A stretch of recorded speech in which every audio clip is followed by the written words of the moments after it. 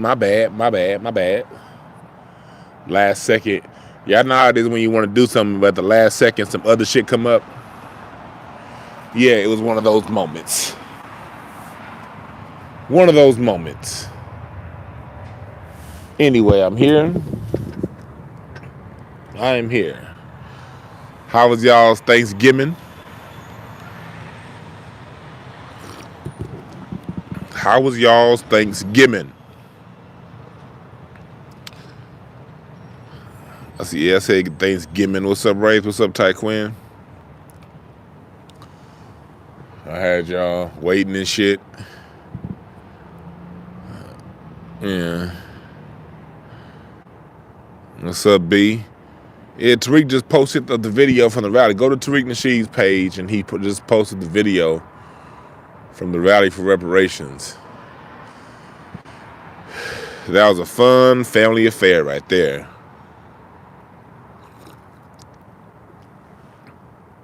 What's up, Breeze? What's up, Op? Nah, it's just Stephen A being Stephen A. He ain't changed. You know, every now and again they'll let him come. They'll send him out there to agree with black folks, just to maintain some inch of credibility. You know, but Stephen A is their boy, and we just got to be cool with that. What's up, Quan? Native Jeff. And make sure y'all go to lightthemood.com.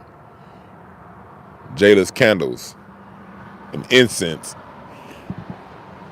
and smell good packets. Weed Smoke 22 for 40% off. That's a big ass discount. And you know Jayla teaches emotional intelligence to children. And she's rescued hundreds of women from human trafficking. And she don't ask for donations, but she does ask that you buy a candle because your candles are tax deductible, and she used the money from that to do what the hell she do. Yeah. Oh yeah, get my book too. I'll be forgetting to tell you niggas I'm an author. Published goddamn author. The link is right there in the chat. Tell it like it is, The Art of Loving Communication. You can get it from my website, or you can get it on Amazon, but I prefer you get it directly from me, because Amazon takes most of the money when you buy it from them. Okay? What's up, Tasha? I'm drinking on some Myrtage. California Central Coast. Rancho Sasquatch Winery. I feel like I got something stuck in my goddamn tooth, my gums. You know, I had my tooth removed, and my trainer got me eating quinoa. They got some of the goddamn quinoa stuck right there where my gums are. Oh shit. That hole in my gums is shit. Yeah, I self-published. You know, I had some publishers. Once I copywrote my book, I had a bunch of publishers hit me up because they liked my book. But I went ahead and self-published.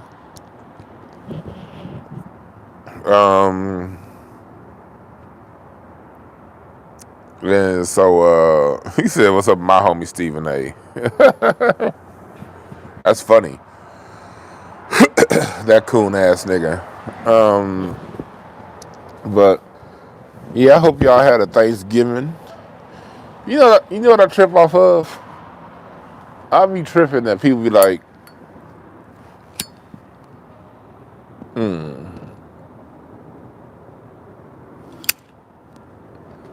I be tripping people like, you know, it's the holidays and I don't celebrate holidays. I just do what I do. Like, look, let me tell y'all something.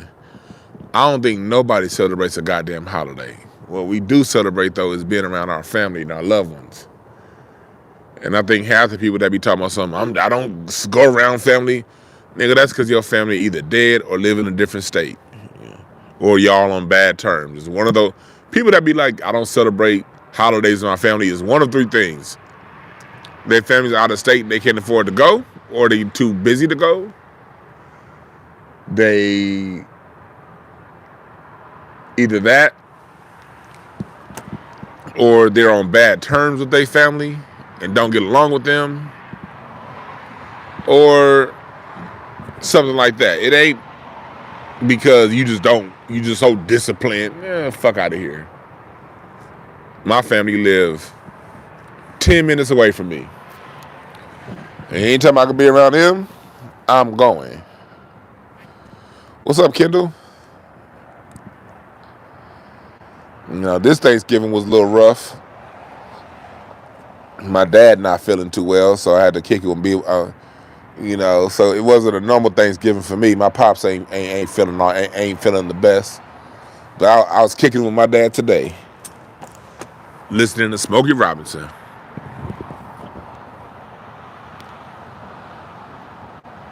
Yeah. A lot of people don't really fuck with their family like that. And if you don't fuck with your family, that's fine. Sometimes you got family that ain't worth fucking with, It's a lot, and my heart goes out to people like that. Some people got family where it's like, look, they ain't shit. And you don't want it to be that way, but that's what it is. Salute to y'all too. But for me, my family close. Me and my sister get together, it's about to be a great time. My brother, my mother, my dad, we close. We come together. My wife always be like, man, anytime you with your sister, I know y'all about to get drunk with laughs. I'm like, you damn right we about to get drunk with laughs. Shit. But anyway, we talking about the is we sick boss ass niggas. The reason why I like to talk about this, like, look, let's start off by saying, look, because there's gonna be somebody in the comments after the show, man, Stephen A. Smith, Bitcoin, you just now finding out? No, dummy. We know how he is here. This is a very knowledgeable chat room. Very knowledgeable group of people who follow this show regularly. So if you're that random new person around here that's gonna be thinking, you're just now finding out, shut up. Right? We like to have these discussions to keep abreast as to what's going on and to keep a pulse onto who is who. Because people wake up at their own time. So what's going on right now can be tricky to a lot of people.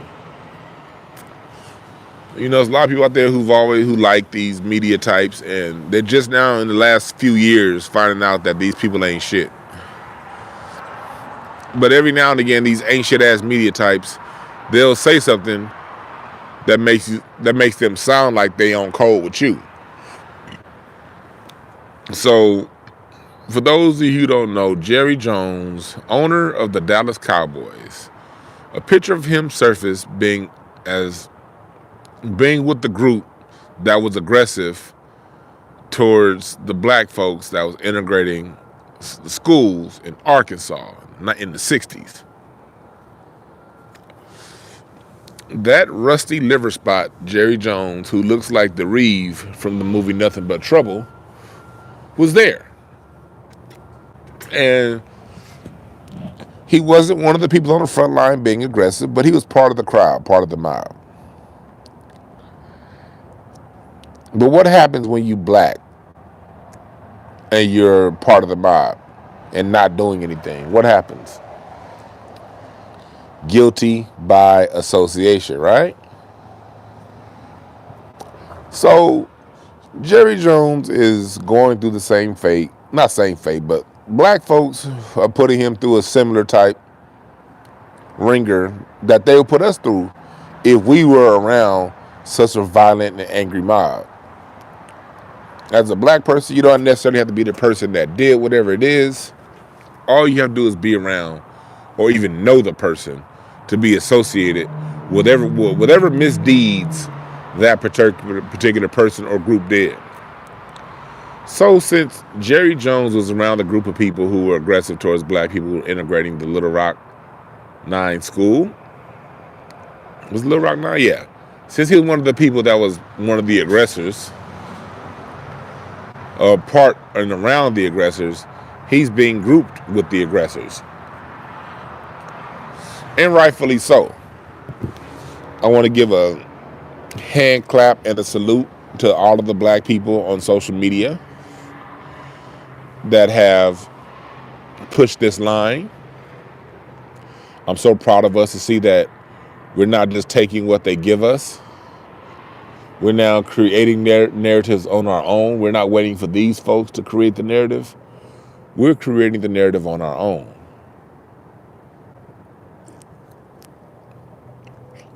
So that's what's going on as I drink my wine in this cold ass weather. And so the response to that has been lackluster at best by the sports media.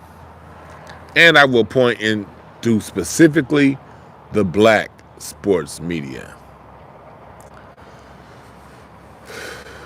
Why is this so egregious?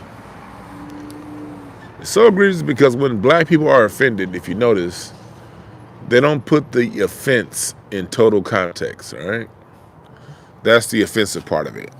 When we're aggrieved, what we're being aggrieved over is never put into its proper context by the media. And it's shown as a one-off. And then I'll get to what Stephen A. Smith said. The reason why it's so offensive that they get one-offed and we get grouped is because of the context of the situation. These were black people integrating a school for a better opportunities for themselves and their families moving forward. No human being on earth, I don't care what point in earth history you're in, should be harassed and belittled and threatened and beaten just for wanting to go to school. At the end of the day, that's what this was. It was an angry white mob being aggressive to docile black teenagers who just wanted an opportunity at a better education. These black teenagers should not even have to have gone to a different school on a different side of town, but this is a country that, when it came to black schools, gave them secondhand everything. And if you're a tax-paying citizen, you shouldn't be getting secondhand nothing. Your opportunities should, in a fair world, be equal to those on the other side of town, but they're not. So these young black people just wanted a better opportunity for themselves. And through wanting a better opportunity to themselves, they were met by an angry mob that threatened their livelihood and safety. And they were met by people who got their comeuppance off the backs of these black people, including Jerry Jones. The wealth attained in white society was generated on not only slavery, but also Jim Crow laws and segregation, which were still around and alive at the time of this photo being taken. The reason why Jerry Jones was able to amass the amount of wealth that he amassed is because he was government guaranteed no competition from the smartest people in the country. That's the black people. Because of the color of their skin, they were denied opportunities. No matter how genius they were denied funding, and still are. But Jerry Jones, at the time, came up. Everything he got was either directly or indirectly influenced by the lack of competition from black Americans and the lack of resources that black Americans have. So, Jerry Jones owns his billionaire status to black people, owes it to black people. Not only did he make enough money to buy the Dallas Cowboys, it was black athletes that made his team entertaining. Emmitt Smith, Michael Irvin, Leon Lett, Flozell Adams, Keyshawn Johnson, Terrell Owens. Yeah, they had the white boys, but it's the black boys that made the team special, right? So he owes the success to his franchise, and he owes them the fat stacks in his pockets to black people. But now that the context of what happened has been set up, Stephen A. Smith today comes out and says, "Yo, man, that was 65 years ago." Jason Whitlock came out and said, if Snoop and Jay-Z could be forgiven, why can't Jerry Jones? He said if they could grow and mature, why can't Jerry Jones? So what you're seeing is two black men, and there's more, but I'm focusing on these two for right now, that who just last week seemed to be somewhat defending Kyrie Irving. Somewhat. There are a lot of black people out there who still watch sports media who are confused. Like, hold on. Y'all sounded like y'all were starting to come around. Let me say something to y'all. Those guys in sports media, they're never going to come around. Shaq, Barkley, Whitlock, Stephen A. Smith. You're talking about a whole bunch of dickless men, right?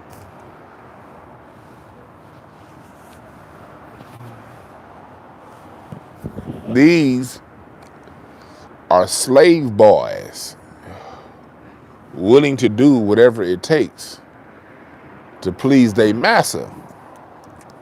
Now, every now and again, Massa will allow them to say something that sounds 1/10 of the way pro-black. Why does Massa allow them to sound pro-black a little bit every now and again? That's because in order to keep the game going, in order for these people to maintain any relevance, any sort of level of credibility, they have to every now and then agree with black people. Because what that'll do is, that'll take the slow folks amongst us and confuse them, or the youth. Because a lot of you forgetting, a lot of you niggas is like 20s that be listening to me.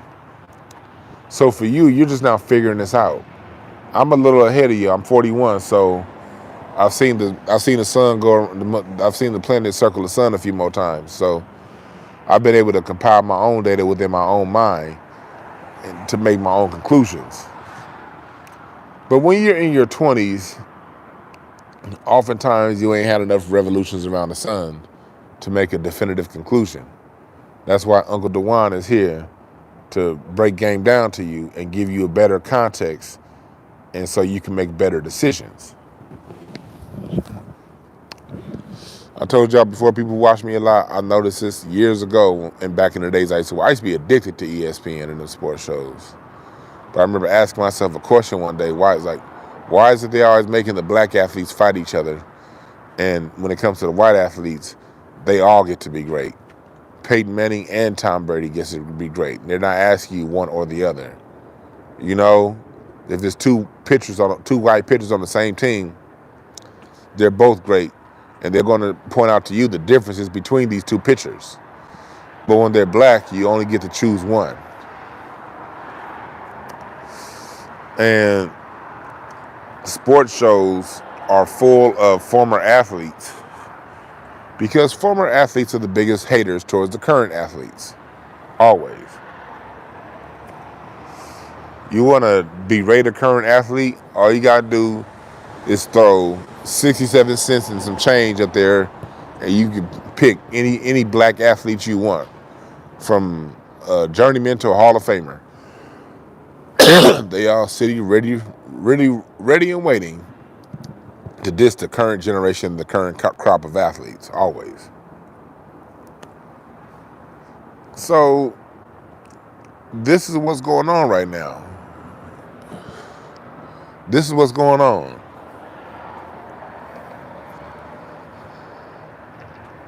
And you notice, because sports media and regular media, they're the same. Different avenues, but it's the same car driving down different streets in the same city. Same shit. You see it in mainstream media, like you saw Tiffany Cross got fired, and the minute she got fired, she put up a tweet up talking about some damn hashtag Fred Hampton. All I did was be like, hold on, what, just 2 weeks ago you were saying black people need to fall in line with the Democrats? Now you Fred Hampton? And she blocked me on Twitter for saying that. Whatever. But you see what happens is they say these slick things. They're so pro-white, is we sick boss ass niggas. But then the minute they get fired, they black again. And when Stephen A. Smith's time come, yeah, you better believe it's gonna come, because they don't give these tools retirement plans, they break them. When it's time to break Stephen A. Smith, when it's time to break Jason Whitlock, when it's time to break Shaq, we gotta just sit back and be like, you know what? Oh well. You made your bed, lie in it. You made your bed, lie in it.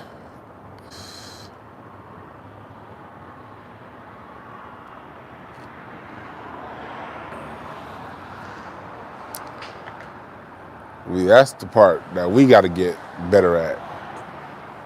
Because black people, we got a lot of love and a lot of forgiveness in our heart. We got to use that for ourselves and the people who deserve it.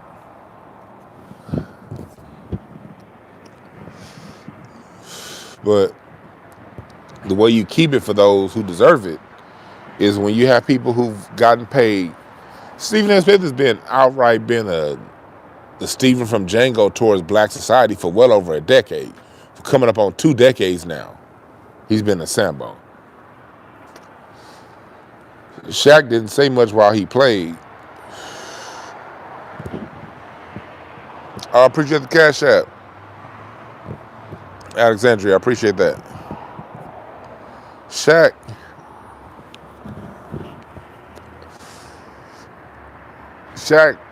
played, so when he was playing, he never spoke up for black people like that.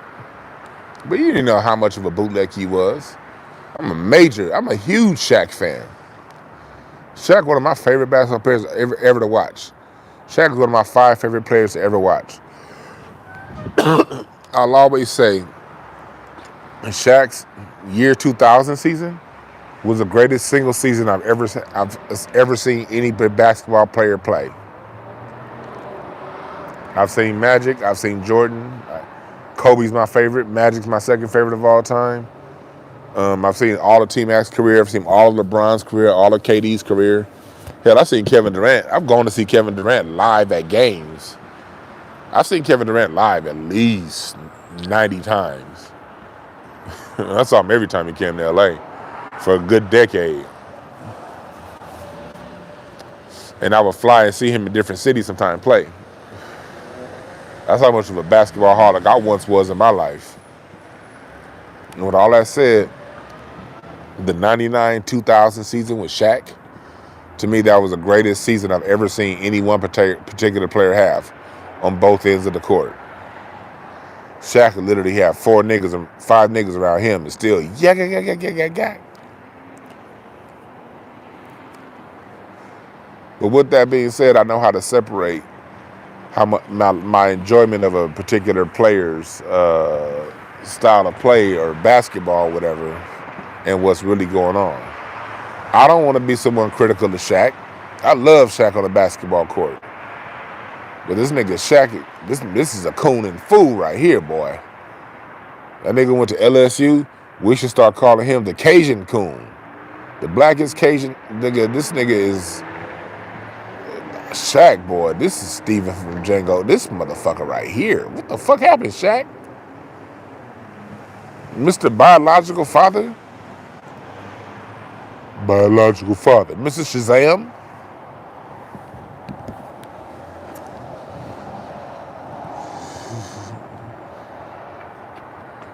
This nigga Shaq, you know what song Shaq need to listen to? The minute the white supremacy comes to break, they do all their tools. He needs to listen to BBD. One of the greatest songs lyrically that all you niggas should listen to when it comes to relationships and dealing with women. But Shaq needs to listen to the song when it comes to dealing with his fame and his stardom and his opportunities. He has to listen to I Thought It Was Me by BBD. I thought it was me. I thought it was me that made that girl so wild. I thought it was me. Find that she like all the guys. Nigga. Shaq, you think it's you. It ain't you, nigga. It's 7 feet. It's what you were able to do with a basketball. If you were that same 7 feet and you couldn't catch and you was shitty goddamn Ryan Hollins or something like that, then you wouldn't have these opportunities that you have on the level that you have them. You'd have been 7 feet, made a couple NBA minimum contract deals, and you'd be back to being irrelevant like now, like most 7-footers. It was because of your ability to do what you can do with the basketball. That's what grants the relationships that you have. Same with you, Charles Barkley. I appreciate that, Daryl.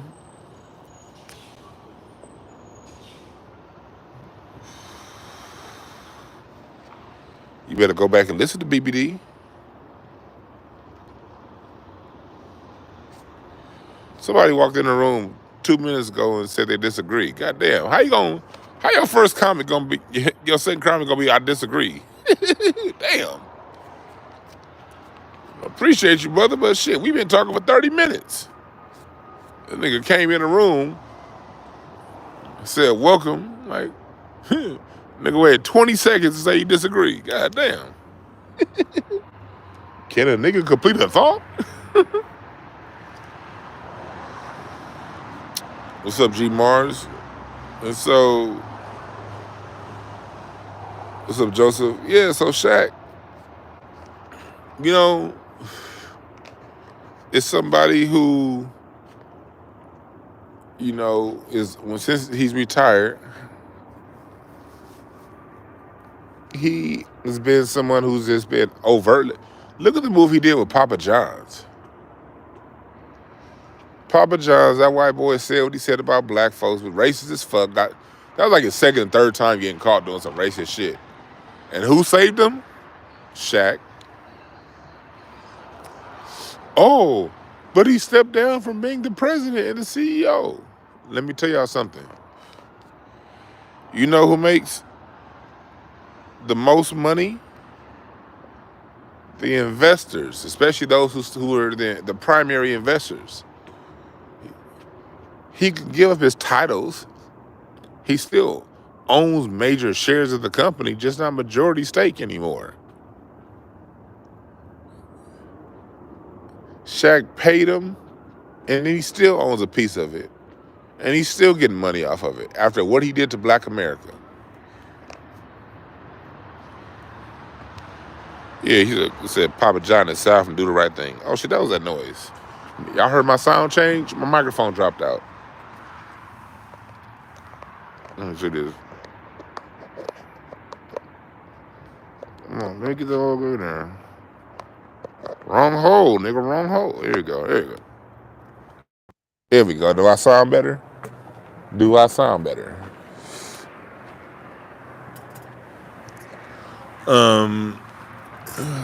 So, what's up, Kirk?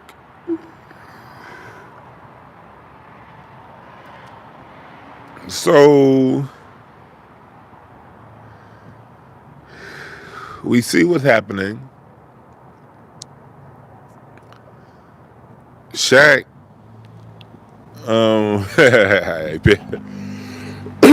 when I said that, I was like, oh shit, I'm live.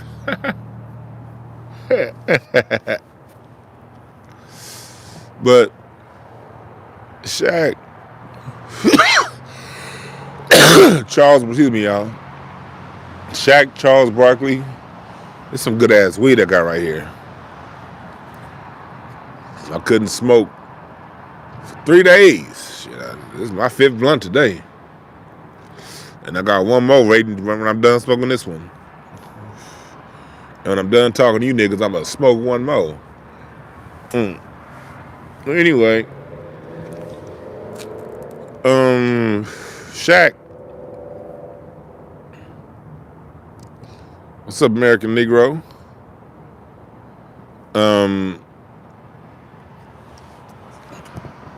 Shaq, Stephen A. Smith, Charles Barkley, they're all the same thing. If you're gonna work for these major corporations, you gotta follow their line. But here's the thing. If you guys remember, what did I say? Go back to what I said on this same very YouTube. Hit the #1 if you remember just last week. I said the contradictions are being heightened. The way we saw everybody going at Kyrie and Kanye or whatever for it, as they black asses did what they did, I said something's going to happen around Thanksgiving before the end of the month. I said where we're going to see them do something and we're going to open up, and that's going to give us an opportunity to see how these same niggas react when we see them white folks get caught up. And this ain't the only hit. This is one thing. We're at a time of karmic justice right now. It's going to be something else. I promise you. Next week, within the next 2 weeks, I'm going to throw another prediction out there. Within the next 2 weeks, I say no later than December 10th, there's going to be another incident with some white boys where something happens where what they did or said or whatever it is going to be egregious. And we're going to then have another opportunity to see how Shannon Sharp, Skip Bayless, Stephen A. Smith, Charles Barkley, we're about to have another opportunity to see how they respond. This is just the first one. But I told you niggas this was coming. Because it's not that I'm a psychic. I just understand the times that we're in. I have a pulse on the times that we're in. And we're in times of the truth shall come to light. You ever hear that term? We're in those times. We're in the great reckoning. We're in the times that the truth is getting put out there in front of us. Now, we're not going to get CNN and MSNBC to repeat it for us. Twitter's probably going to shadow ban those who do, in YouTube. You know, those who do, who like me, who call it out. We're under. I'm under a very strong shadow ban. So those of us who speak this truth, our messages aren't going to get put out there like that. But that's okay. Dwan, why do you say that's okay? I said it's okay because it's time for everyone to start using their own spirit to see these things. I'm not special. You have these gifts too. And if I give you a card reading, he'll be pulling them hoes out. Shit, that's a good hit. Oh, and by the way, I'm gonna have a Cyber Monday sale starting on Monday. I'm gonna do 30. All my card readings are gonna be 30% off starting Cyber Monday. They're gonna be 30% off. I'm gonna give y'all a week, all week. But you gotta book your appointment Monday or Tuesday. 30% off all cardology readings. And you can book your appointment for whatever day you want to book it for. You just got to book it on those days. And my merch store, I'm about to do, I haven't decided if I'm going to do 30% off the Black American Music Family Tree artwork and pay for shipping, or am I going to do 50% off and y'all pay for your own goddamn shipping. Which one would y'all prefer? If I did 30% off and I still cover shipping on the Black American Music Family Tree, or if I gave y'all 50% off but y'all pay your own goddamn shipping.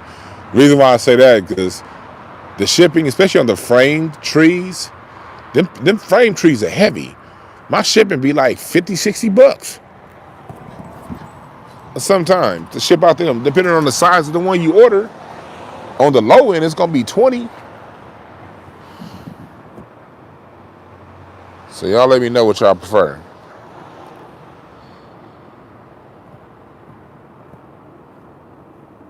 So that's what we're going through right now. But we're at a time of, it's not about, telling being able to be some damn person that sees the future. I just see the times. And the pattern has been, when things have gotten swung against us as black people, it used to be a time if a black person did something or was accused of something, that person, like OJ, they could be in the news for 2 years without anything happening to white folks. See, how it happened was the riots was 1992. OJ was 94 and 95 and 96. The Robert Blake murder, what was that, 97, 98? Phil Spector was like 2000, 2001. It took a few years when a black person was hot in the news about doing some shit. It took a few years for somebody on that side of the game that had just as high of a profile or a higher profile to get into similar hot water. But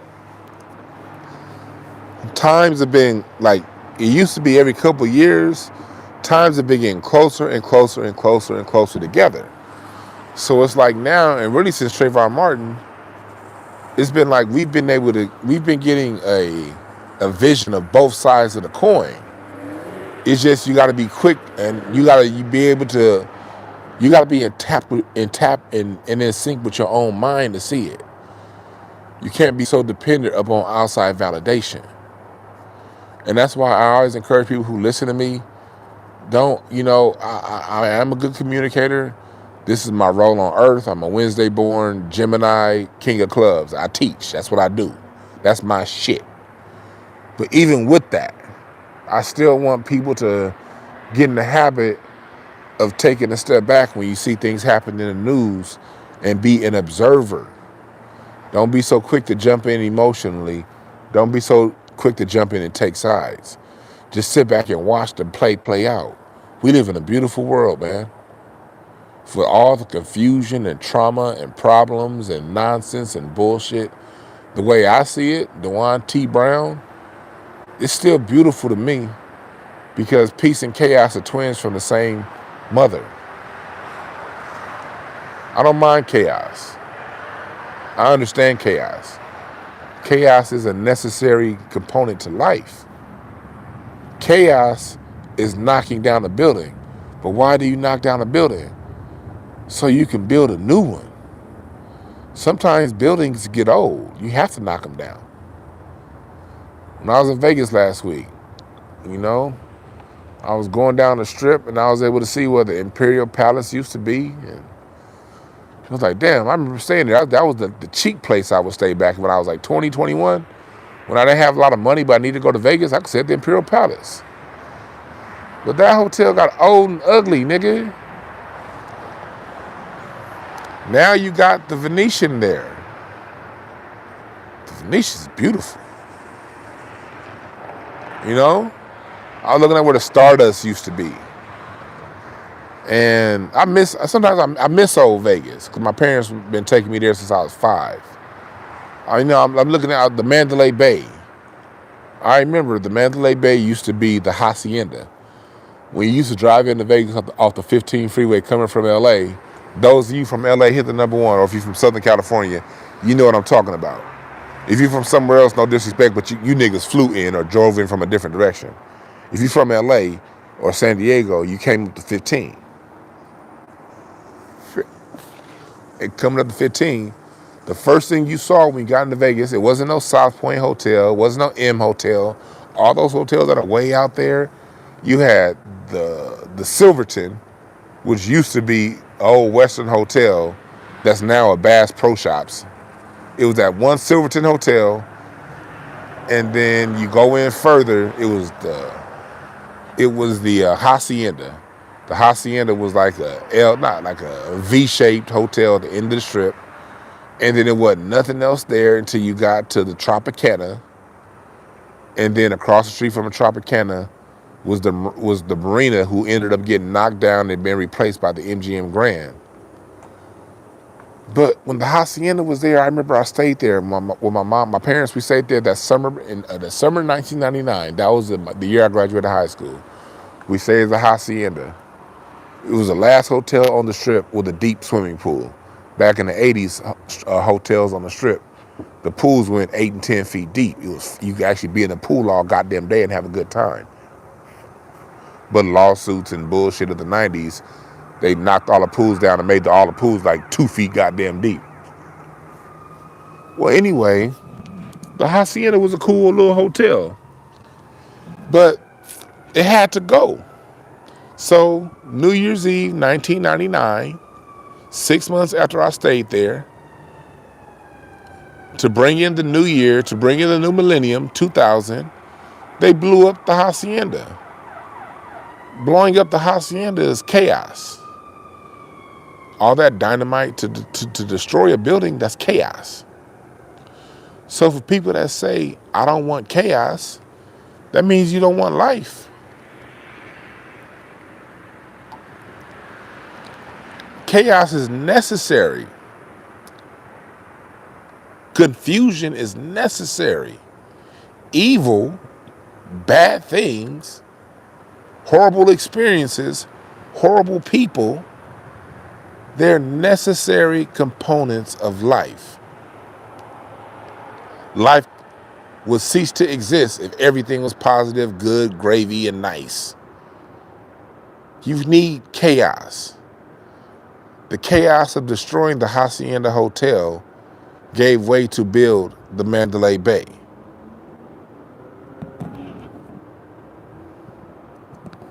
The chaos it took to knock down the dunes built the Bellagio.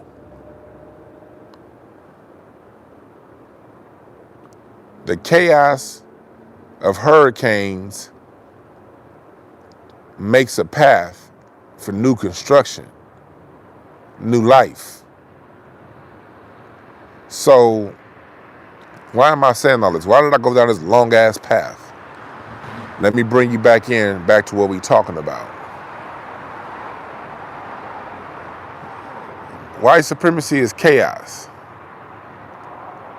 Dealing with these Jerry Jones crackers is chaos. Every group has its ups and its downs. But it's through the chaos that you find peace. So when the chaos comes, it's upon us to take a step back and watch it and ask a question. What is the chaos here to teach me? I know you niggas ain't heard that before. Y'all used to rah, rah, rah, rah, rah. I'm different, nigga. I'm a thinker.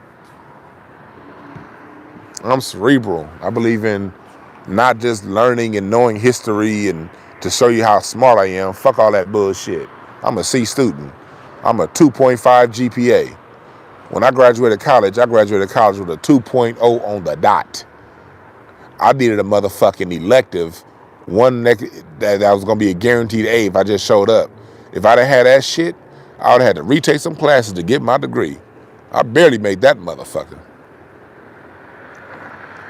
It's not about that. It's about using your smarts and using your experiences to learn from and apply to your next step that you make. But you can only gain that wisdom if you pay attention to the chaos and ask yourself, what is the chaos trying to teach me? So when we're talking about these situations that are chaotic, these Shaqs, one thing that we need to learn from chaotic people like Shaq, Charles Barkley, Jesse Lee Peterson, we see what happens. You're a black person, you choose to speak against black people, and it never turns out well. It never turns out well for you. That's something you got to sit back and watch and pass that game around to the children and to the people who don't understand what's going on. We can talk. There's nothing wrong with talking shit. I do believe in talking shit. Cause we black folks, we can walk and chew gum at the same time. We can talk shit and still observe. I'm not saying you got to be some old stiff. I'm better than this and I'm better than that. Don't be that nigga either. Have fun while you do it. We got to make black empowerment fun. Like Neely Fuller says, they make white supremacy fun. Black empowerment has to be fun. And it's fun. And I'm going to tell y'all something. It's fun as fuck to me. When they be coming around talking about some black people are xenophobic because I'm like, nigga, you don't get the fuck out. The minute you call me something like xenophobic or something phobic, I know I already won. Now it's time to talk about you and your goofy ass mama. And I'm going to have fun and I'm going to laugh my ass off while I talk about your daddy who had one leg longer than the other. I'm going to talk all kind of shit. I'm going to talk about your teeth. I'm going to talk about your funny looking ears. I'm going to talk about that one eye that's bigger than the other eye, Candace Owens. I'm going to talk about all that shit. I'm going to have fun while I black empower my black ass. But you got what's up, Jayla? Jayla's in the room. Y'all better go buy her goddamn candles like I told y'all earlier.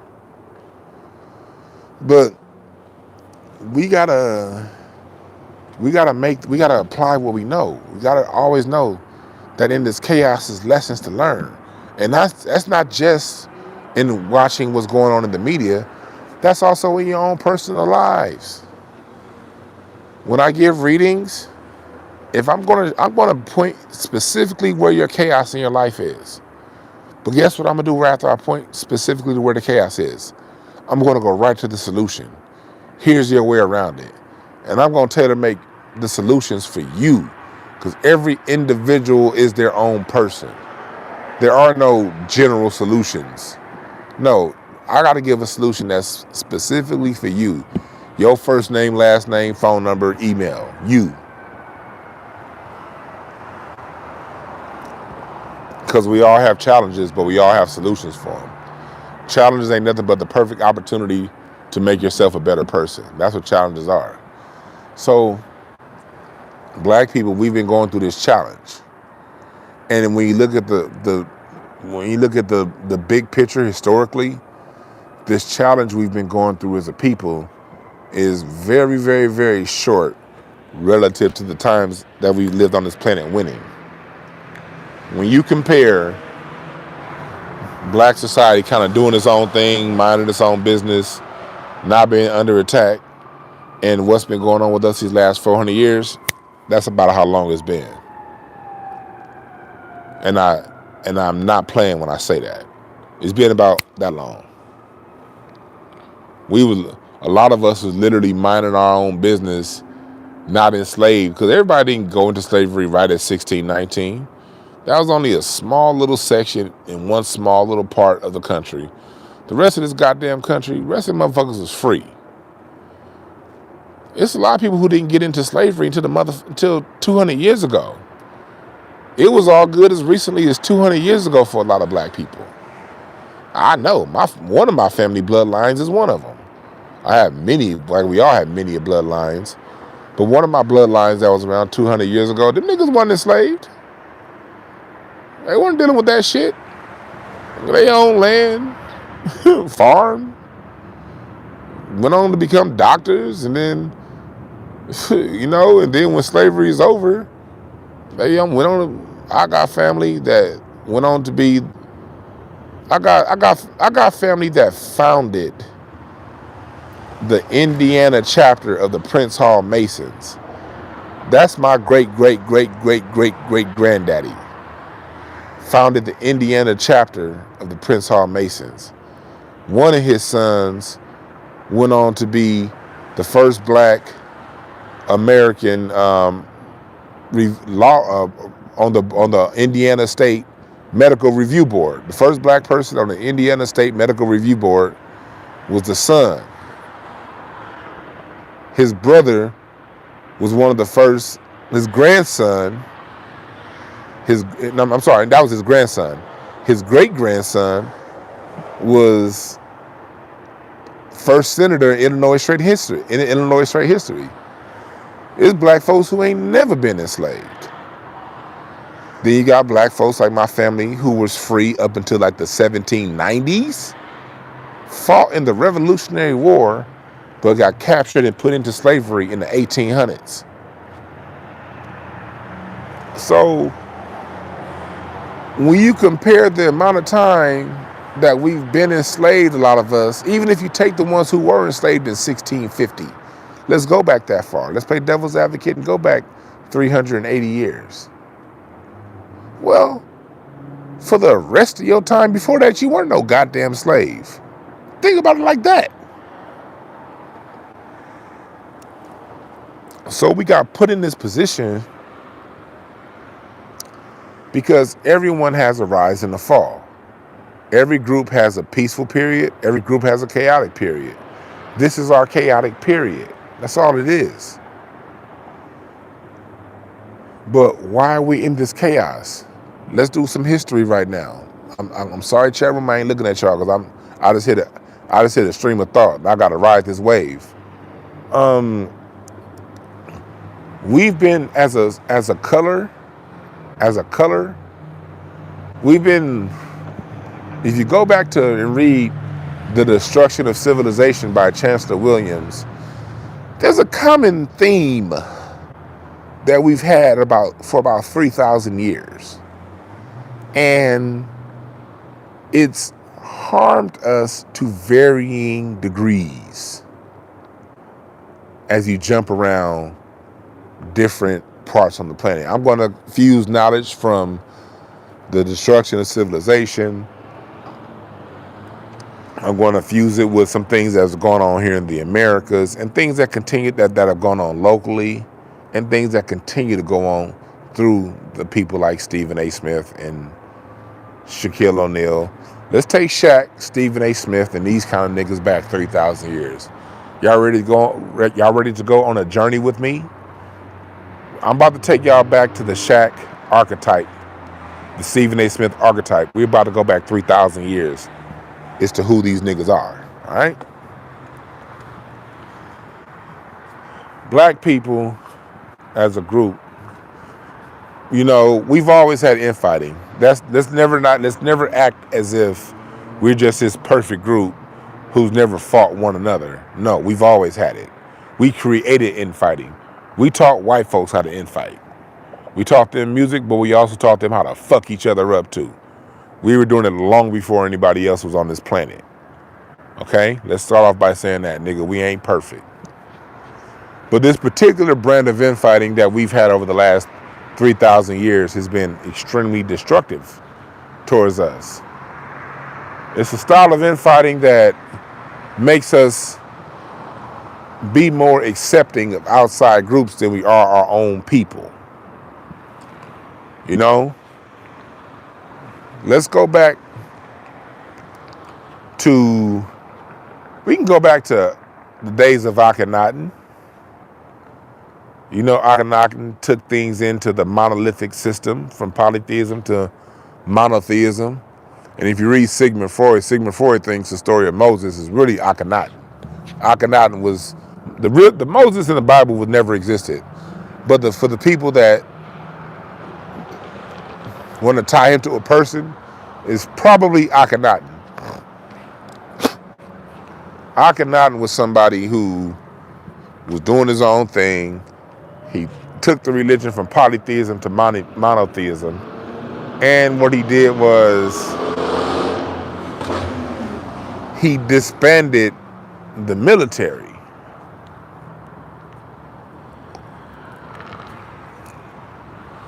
Why was that so dangerous? Why was him disbanding the military so dangerous? What was the mistake in that? Akhenaten got to the point to where, although we do believe in spirituality does exist. I am a very spiritual person. Y'all know me.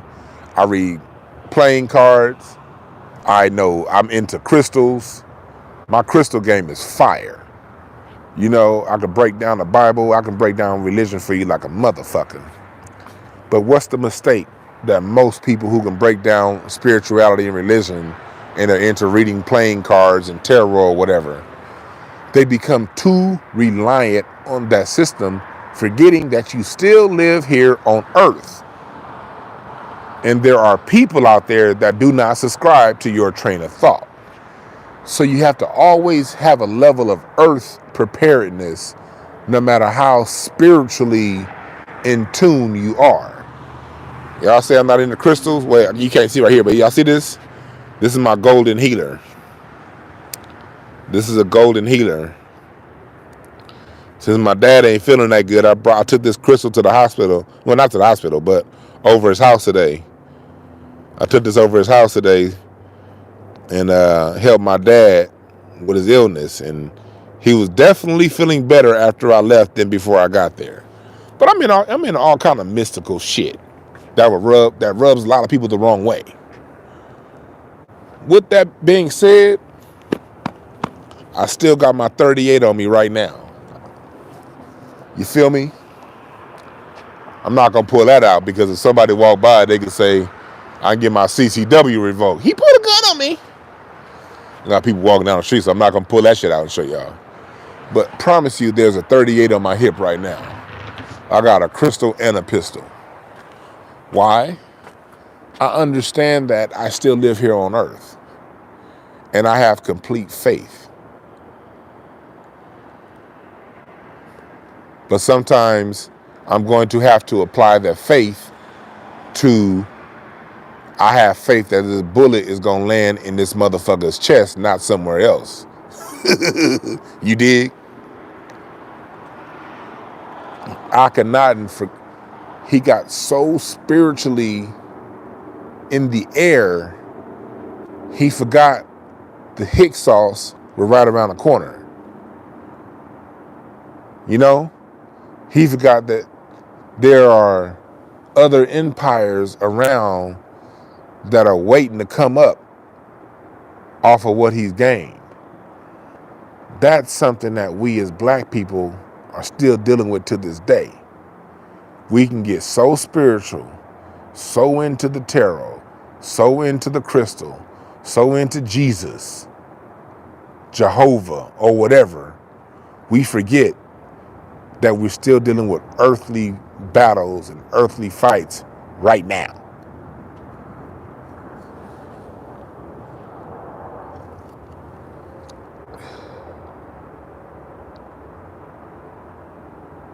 All right?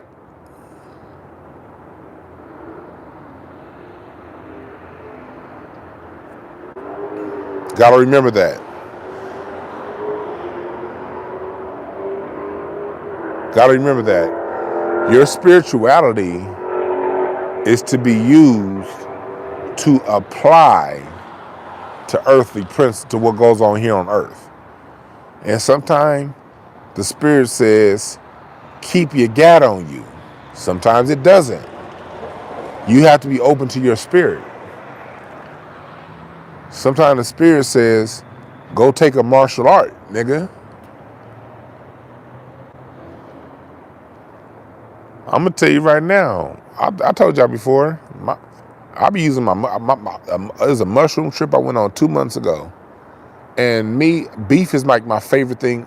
Has always been my favorite. I eat beef. I used to eat beef every day, sometimes 3 and 4 times a day.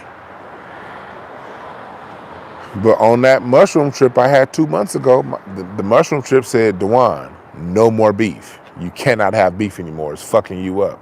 Too much mucus. And it's fucking your energy up. The spirit told me flat out, no more beef. I ain't touched beef since. And I love Big Macs, nigga. Even though that's fake beef, shit, let's go. And no, I'm not gonna eat no Beyond nothing. I'm not fucking with that Beyond meat. I'm just not gonna have no fucking beef. Y'all can kiss my ass with that Beyond anything. Beyond these nuts. Fuck out my face with that shit. Plant-based. What kind of plant? Niggas, poison ivy's a plant, goddammit. Anyway, I knew I was truly over beef because over my parents' house yesterday, my mom had got this brisket, and the people that she got the brisket from is some people that go to church with her. And man, Brother James know how to smoke a goddamn brisket. And that brisket was sitting there, and my trainer, she told me on Thanksgiving, I can eat whatever I want. My trainer has me on a meal plan, but my deal with beef ain't got nothing to do with my trainer. My trainer said, DeWan, you can eat whatever you want on Thanksgiving. Just get back to the plan the next day. I said, cool. Beef sitting right there. Good ass brisket too. Juicy as shit. Couldn't do it. Why? That's what the Spirit said. Spirit said beef is fucking you up. Too bad. Like, you've had 41 years on the beef. No more. And I cut it cold turkey. I've had a battle with giving up beef for 10 years, y'all. I kind of, in my head, I wanted to, but, well, not really. I was like, I probably should, but fuck it. I'm eating my burgers. Kiss my ass. I'm gonna smoke my tri-tips and my briskets. And if you don't like it, fuck you. That's where my head was an hour before a mushroom trip. But I hit the shrooms, and the shrooms is like, no more. So I let it go. That's using your spirituality to apply to what's going on.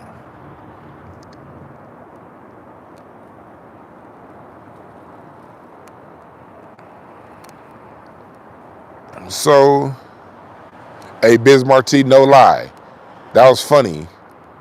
Don't worry about what I still think. Eat. I eat what I eat. And let me tell y'all something. For you regular in shape niggas, don't be telling me what I should eat and what I shouldn't eat, or how I should work out. Mind your goddamn business.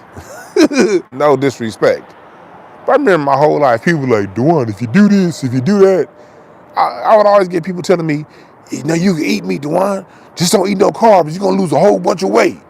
I'm like, nigga, I don't eat carbs. I don't eat no fucking potatoes and no rice. I don't eat none of that shit. Never have. All I eat is meat and salads and greens. That's it. And niggas be like, no, if you do this, if you do that, don't worry about the fuck. No, you eat what the fuck you eat. I eat what the fuck I eat.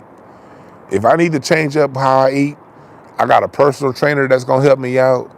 And I got my spirit that'll tell me, don't do this, don't do that. All right? Because people all be like that. And this worst part about it, I'm not talking about anybody in here in particular. This isn't to any of y'all. Because y'all love me. I ain't talking to you niggas. It was somebody, where was I? I was somewhere like 2 weeks ago.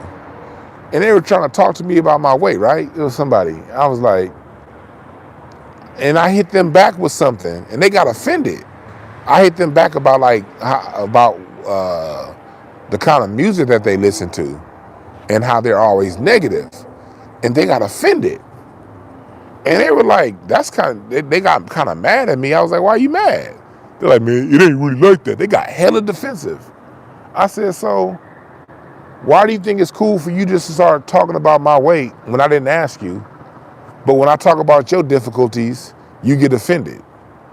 I find people who are quick to talk about a motherfucker's weight are the most sensitive people on earth. And that's why I never respected it. Now I always call cap on it.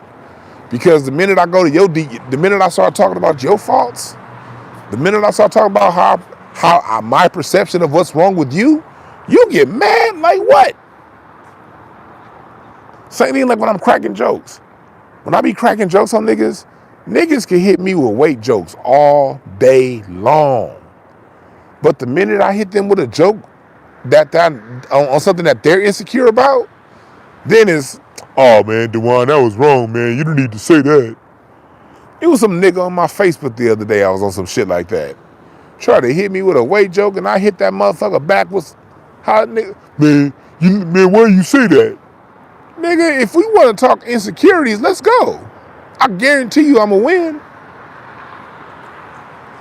I guarantee you I'm going to win because my weight, for me, I don't know how it is for most. I guess for most fat people, it is a point of insecurity.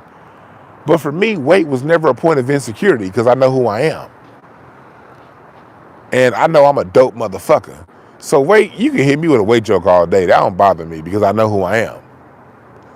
But I always found it funny that when I hit other people with their insecurity, they can't take it. What's the lesson? Leave people the fuck alone. Ain't nobody gonna lose weight with somebody telling them they need to lose weight. I can promise you that. I'm down to 330 now. I was at 350. At one time I was like 10 years ago, I was like 400 pounds, 403 pounds 10 years ago. Every time I lost weight, it was because I knew I wanted to lose weight. Okay, I was too sleepy, I was too sluggish, or whatever. I took a look in the mirror, a picture, something. It was a decision that I made for myself. Same thing when it comes to people's mental health. Same thing when it comes to anything someone changes up in their life. That's a decision that person has to come to. So for all you moral high ground niggas, you see somebody that's fat, leave them the fuck alone. There's nothing you can say that's going to make them change how they get down. It's deeper than that.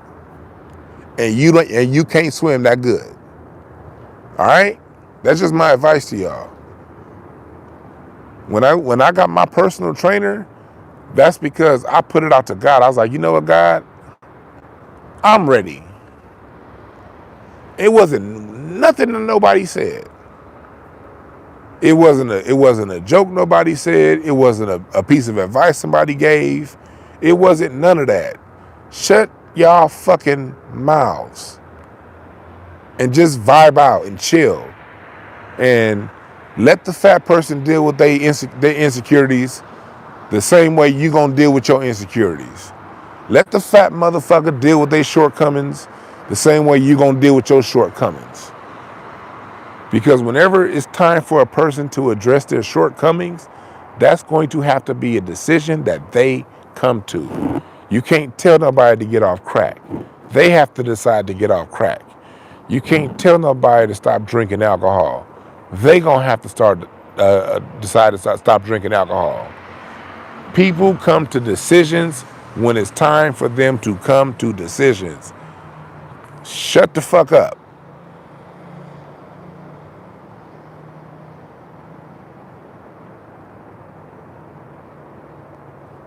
And that's just me being real. And that's with love. Shut the fuck up. When it's time for people to make whatever steps they need to make in life, that's a decision they're going to come to between them and their own spirit. Not nothing you're going to say. All right? Back to our regularly scheduled program. So, I was talking about, I was back at Akhenaten in Africa during those times.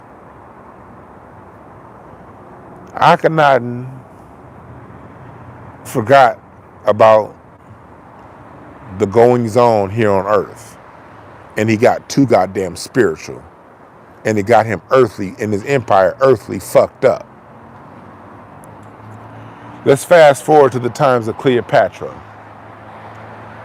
Cleopatra was too preoccupied with getting dicked down by gay-ass Julius Caesar. People always want to talk about, I know this is not no hate towards the LGBTQ community. It's just to show that evil comes in straight and gay and bisexual. Whatever the fuck you identify as sexually doesn't give you a moral high ground over anyone. Evil comes through all sexual orientations. Julius Caesar used to butt fuck the calendar, the people that was in charge of the calendar I forgot his name. I forgot the man's name. And Julius Caesar raped his way to getting his name put in the calendar, reforming a whole calendar. And the month of July got put in because Julius Caesar raped his way to the people in charge of the calendar. Excuse me, I don't have my names in line right now because I wasn't planning on telling the story. So you just go out the road with me and look the shit up yourself. And he basically butt-fucked his way to putting his name in the calendar. Julius Caesar had a boyfriend named Brutus.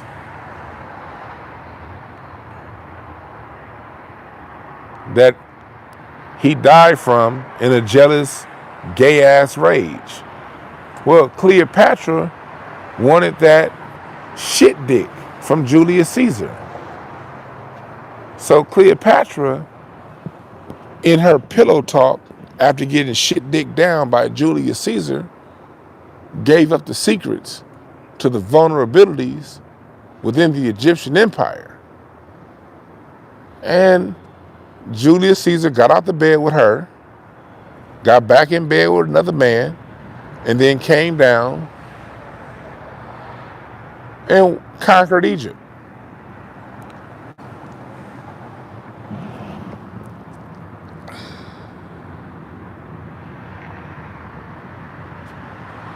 Yeah, in August too, Augustus Caesar. Yeah, that was later.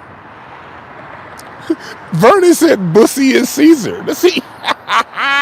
That's why I don't be reading the chat room. you niggas are stupid. That's why I don't be reading the chat room.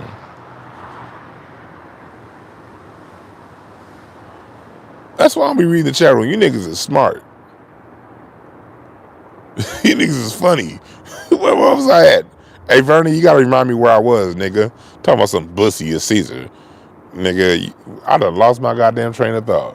Where was I? You niggas is like badass kids in a classroom. This nigga, American Negro, said Cleopatra was the first Karen Steffens. That's funny. That's funny. That's funny. You niggas are stupid, dog. I fuck with y'all, for real, though. Again, if any of you niggas see me in person, come and say what's up.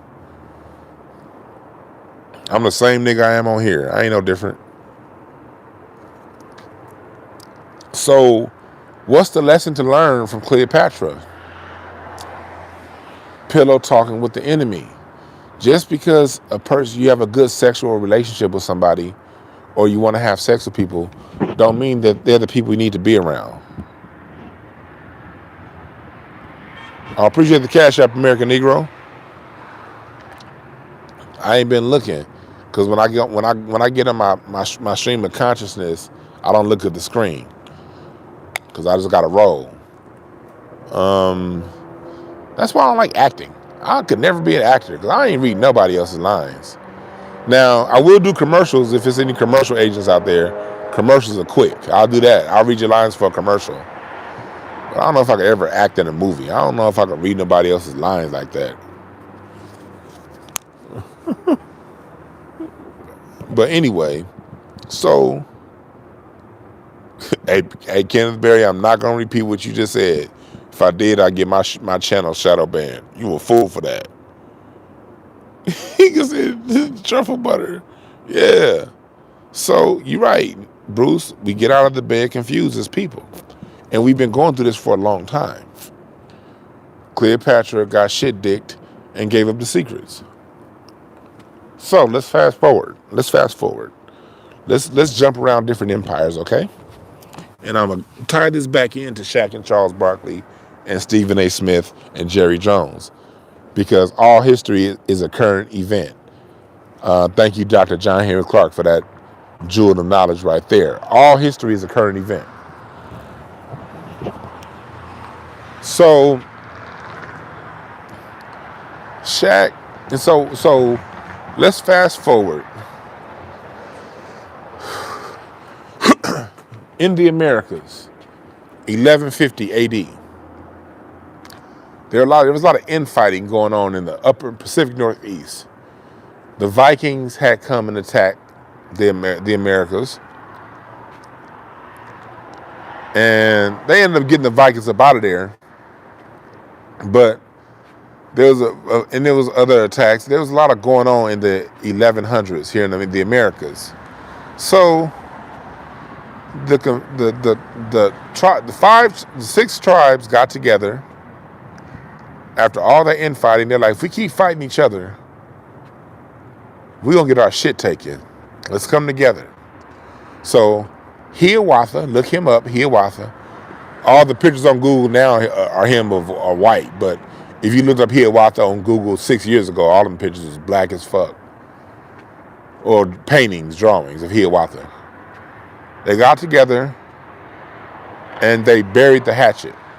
They got a hatchet and they buried it. And they said, we can't keep fighting each other. So, under the direction of Hiawatha, they created a Senate and a Congress. The United States Senate and the United States Congress is based off of a confederacy agreement of the upper Northeast Black American Indians. Ben Franklin was a frequent visitor of these meetings in the 1700s. This confederacy lasted that long. Again, going back into black folks being into slavery, the confederacy of the upper Northeast lasted longer than the United States has been a country. Okay? That goes to show you how quick just this millennium, just if we go by one millennium from the year 1000 to the year 2000, just in that millennium, there was more peace between black people on this land than there was slavery, timeline-wise. That's not my opinion, that's a fact. And that Congress and Senate ruled the upper Northeast from 1151 AD until 1776. That was the law of the land. What the British had going on was separate than what these had, because those people had an idea like, okay, yeah, British, y'all can have that land on that side over. We ain't using that land anyway. We over here with it. Y'all over there, we over here. And that's why Benjamin Franklin that's how Benjamin Franklin got the ideas. Alexander Hamilton, the United States didn't create shit. They took what was already in process here. That's one thing people got to realize. So what's the lesson learned? Lesson from that, and we still gonna get to Charles Barkley and Jerry Jones, but what's the lesson? The lesson learned is when the people here consciously say, you know what, the infighting is not gonna work, we need to bury the hatchet, and when it comes time for discrepancies and issues, we have a Congress and a Senate, meaning someone to represent the varying ideas, and we're going to rhetorically debate the ideas and argue them out and make the best idea win through the process of voting. That system was the law of the land in the New England area, in the New York area from 1151 till 1776. Okay? So what's the lesson? Before you jump to fight your brother, have a conversation with them. Find out where they're coming from. See if you guys can come to some understanding before you fight one another. Because if you make that the process as to how you resolve problems, you're going to have extended periods of peace. Not saying you're going to be perfect, but saying you're going to have extended periods of peace, okay?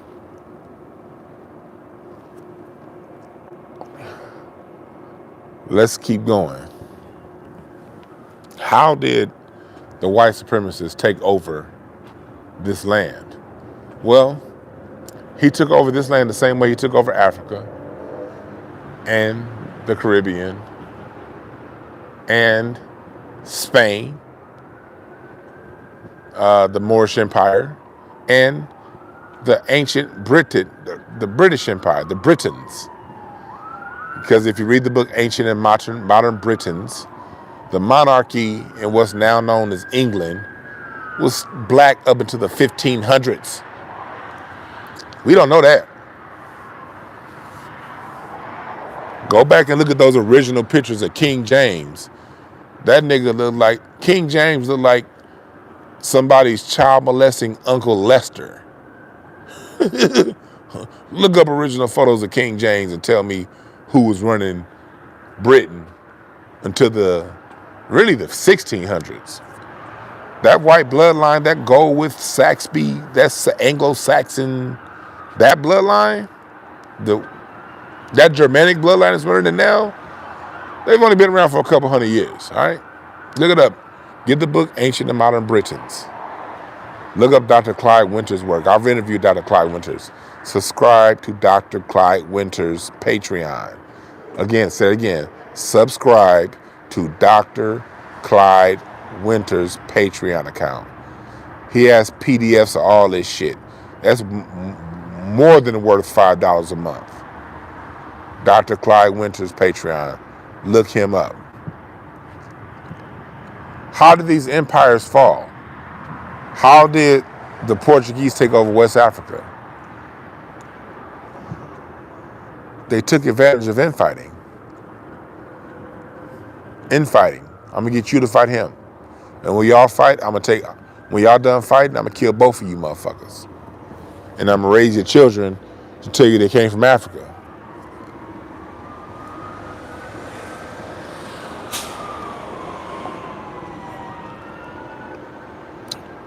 Check.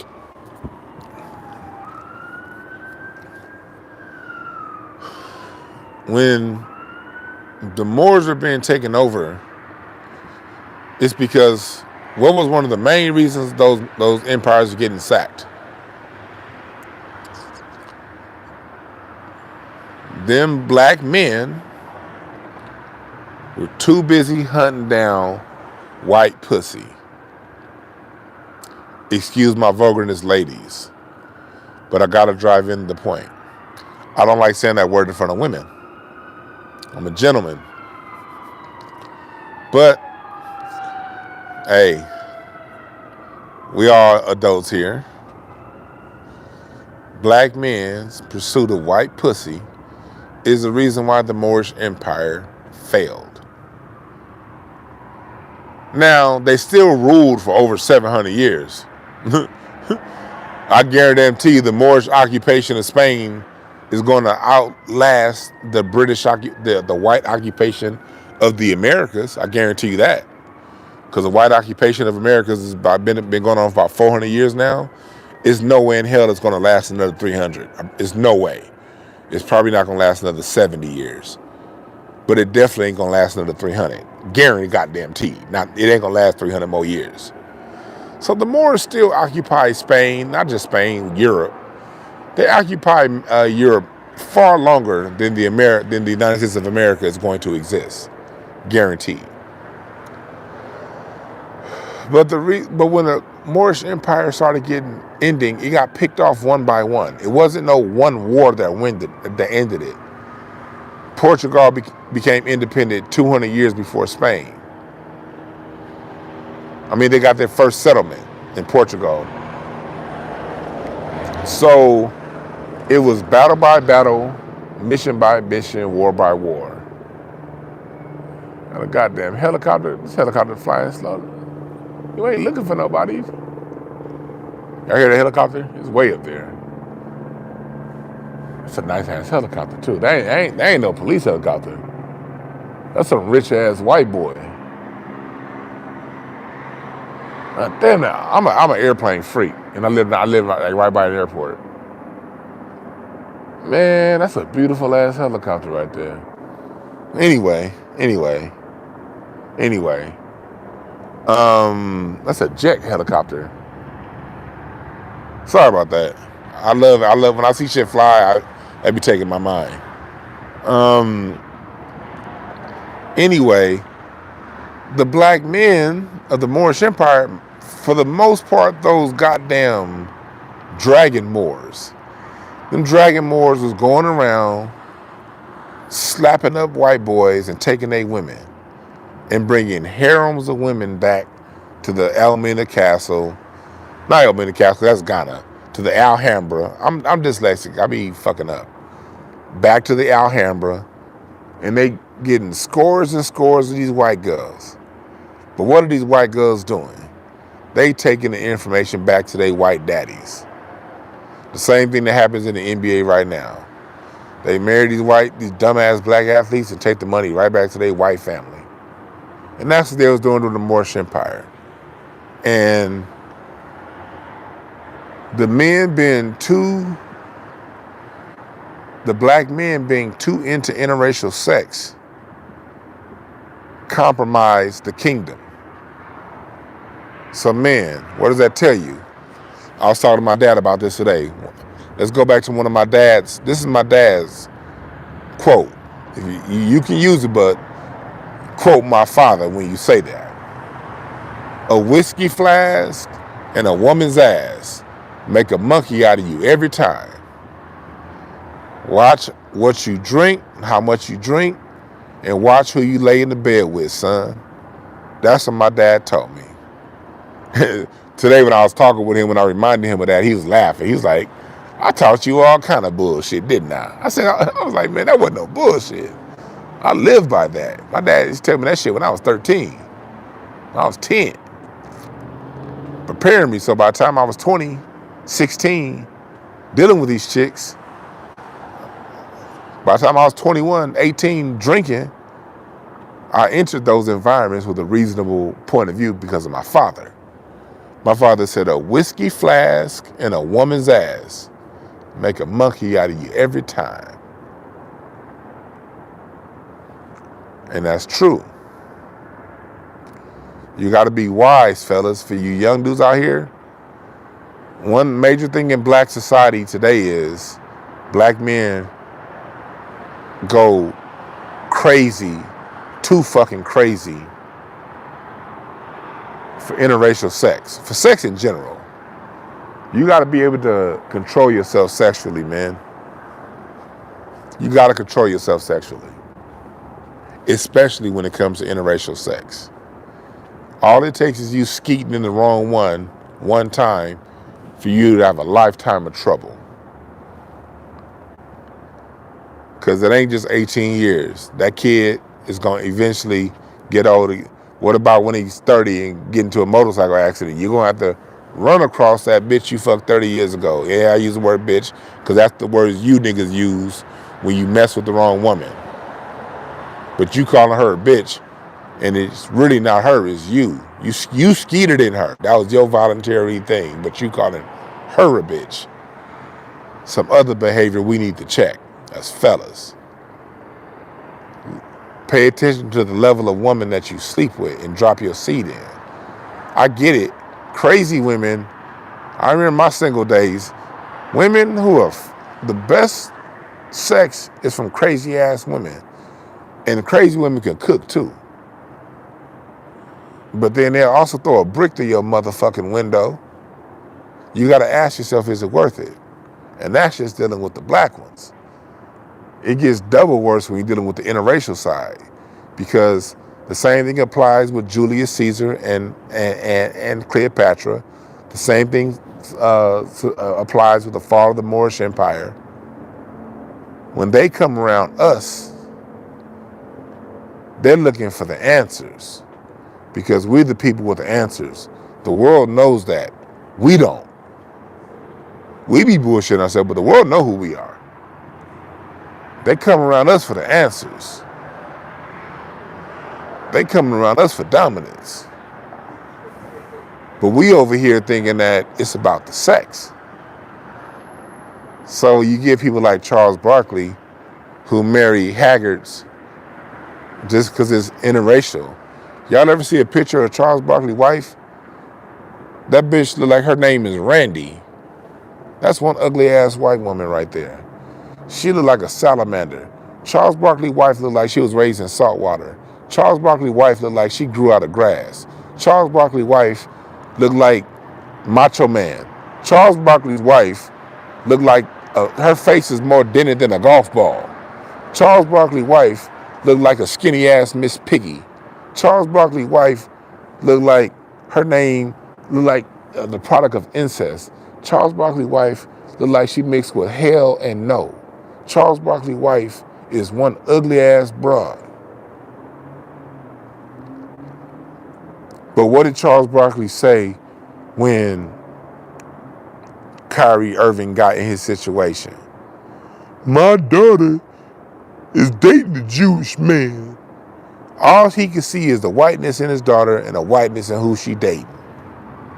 Why ain't your daughter dating a black man? That shows me how you raised her. You and that, man, Charles Barkley's wife looked like Sensational Sherry from WWF Wrestling.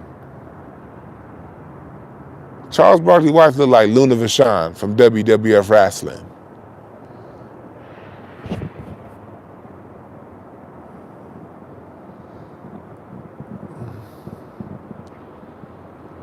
Nigga said a Ukrainian slap boxer.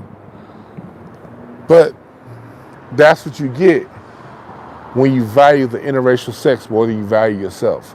So what's the lesson? This whole broadcast tonight is full of lessons. I hope you paying attention. The lesson is, fellas, don't think with your dick. Because thinking with your dick literally crashes an empire. Same with the ladies, don't think with your vagina. Because Cleopatra did it too. But this is still more so on the fellas. Thinking with your dick will crash an empire. Same thing happened in the 60s. Thinking with our dicks got us to accept integration over reparations. Men.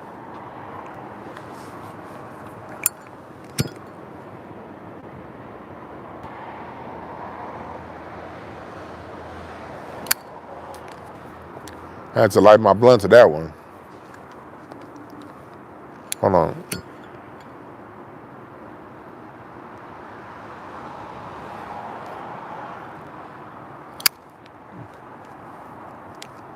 Black men, we have a cosmic responsibility. Let me get a little back spiritual with you guys again, black men. We're the guardians of Mother Earth. It's our job to protect in the name of Mother Earth. It's our job to protect and provide. And you protect home, and the first thing you provide is home. The minute you start providing for things outside of your home, the minute you stop taking care of home first is the moment that you lose that home. You got a home, I got this apartment building here, I got 3 buildings on this block. And 4 on another side of town. The minute I stop taking care of my buildings, what's going to happen? I'm going to lose them. Men, we understand that with our cars. You put the wrong gas, your car is supposed to take 91, 92 unleaded. You put 87 in it. If you don't put new brake pads on it, if you don't rotate your tires, and what's going to happen if you got a car and instead of paying your car note, you paying your friend's car note instead. You pay your girlfriend's car note, but you ain't paying your car note. You paying the white girl on the side of town, you paying her bill and taking her to nice dinners, but you're not paying your car note. What's going to happen to your car? You're going to lose it, right? So the lesson for us black men is when we say we got to take care of our women, that's just a matter of cosmic law. That's not some hashtag. That's not a slogan on Twitter. That's not something that you tell people because it sounds good, then go back and fucking off. You take care of home. I take care of my wife. That's why I still have a wife. She's first. As much as I love talking to y'all right now, my wife knows what I'm doing. She good, but if she opened this door right here and said, Dwan, I need you, guess what I'm going to say to y'all niggas? Bye. And I won't hesitate. As a matter of fact, those of you who watch me regularly, you've seen that. I be talking to y'all, then my wife will come home, and I'll be like, nigga, fuck y'all. Home is first. What was that, Dave Hollister that had that song? Take care of home. You don't have to worry. And was that Dave Hollister? Help me out, chat room. Was that Dave Hollister?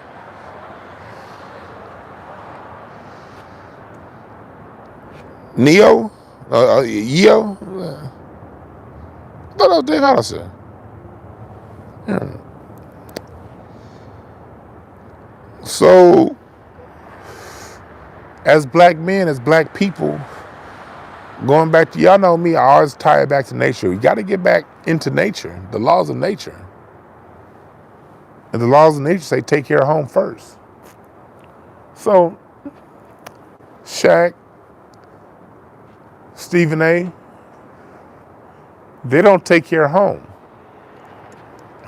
See, white society knows you have to take care of home first. That's why white society is willing to pay whatever they need to pay a black person to take care of themselves before they take care of home. Because the white society knows as long as you value their money over home, they're going to stay and win.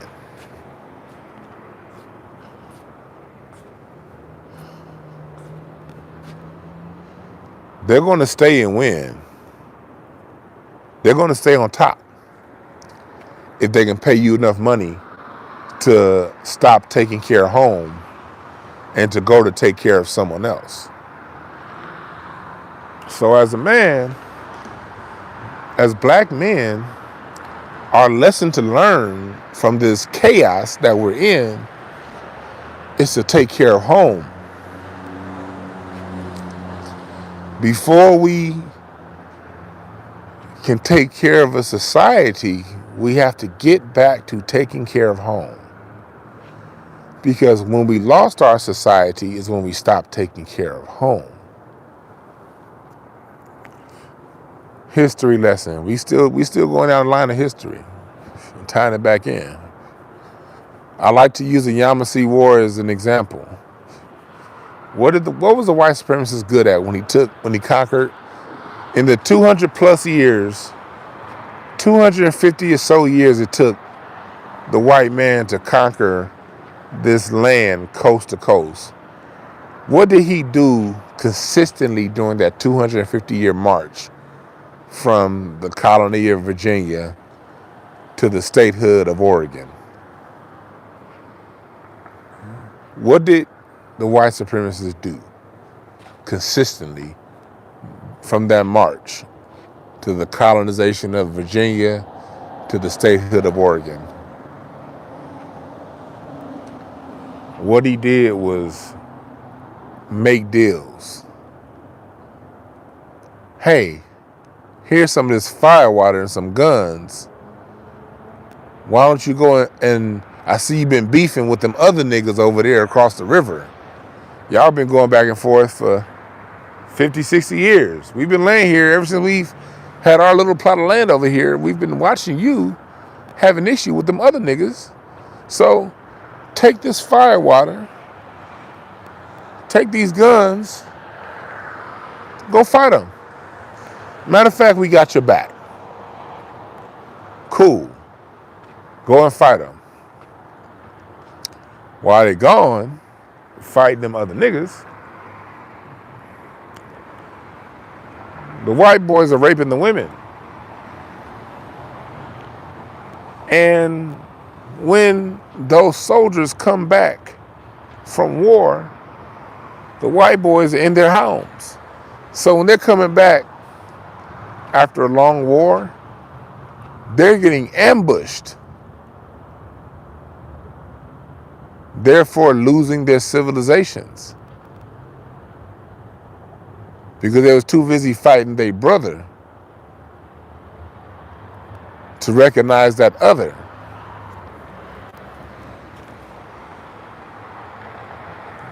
And they take the land for those who won and those who lost. Go look up what happened with the Fort Hood massacre in Florida. After Andrew Jackson sent them, I think it was Andrew Jackson. Don't quote me, but I think it was Andrew Jackson, the Fort Hood massacre. I think it was Fort Hood, Florida. I'm half a bottle of wine and 1.5 blunts into this conversation. Basically, what happened was, what made Andrew Jackson such a great general, and I say great in quotes, I'm just using the word for the definition of it, and I'm not saying he was good. For us, he definitely wasn't good. What made Andrew Jackson great as a general was he would set up proxy wars. He would set up a proxy war, get a bunch of his men slaughtered, and then go into the town, rape and pillage the town, while the army's away fighting that proxy war. While he sent a small battalion, and the native black men responded in grand fashion. He had then sent his primary army, the 80%, into the town, rape, pillage the town, and then when the men come back, kill them. So what he did with Fort Hood was, when the men came back, he basically had the whole goddamn fort bombed, ready to be exploded up. And when he came back, he basically blew up the motherfucking town when the soldiers came back and massacred all them motherfuckers. But again, a manipulation. I'm going to get you to look over here. I'm going to get you to respond real heavy to what I'm doing over here. And then what it's going to get you to leave home. And then I'm going to go attack home and attack your people, then take the children, sell them off into slavery, and tell them that they were born in Africa, came from Africa. But really, your ashes came from Florida. So what's the lesson in that? Going back to Congress. Before you fight your brother, sit down and have a conversation with him. Understand what's he's going through. And definitely don't, under no circumstances, no means at all, don't never fight your brother when the other is the one encouraging you to fight your brother. Because when the other is the one encouraging you to fight your brother, when you're done fighting your brother, he's gonna fuck you and your mother. Bars, nigga. Because that's literally what he's showing you that he does. Did the same thing in West Africa. Y'all saw the movie Woman King. Got the Dahomey tribe. Here's some guns and some firewater. Use your military to go capture all them niggas, set them off into slavery. And then when we're done with you, after slavery's been outlawed worldwide, we're going to come take your kingdom too. So the Dahomey tribe doesn't exist anymore. What's the lesson? Shaq, Charles Barkley. when you've outgrown your usefulness, they're going to take you down too. So what's the lesson to the young people out there? Don't look at Shaq and Charles Barkley and Stephen A. Smith as examples in how to live. Because when they're done using you, whether you're the Dahomey tribe, whether you're the Yamasee, in those wars, they gave the Cherokee firewater and guns to help them fight the Yamasee, because the Yamasee was kicking the white people's asses. So they went to the Cherokee and said, hey, here's some firewater, here's some guns. Help us fight these niggas. And then when we're done, you can actually keep them as slaves. So that's what the Cherokee agreed to. 200 years later, what did the Cherokee have to show for it? A motherfucking Jeep named after them, and they under the thumb of these white goddamn supremacists.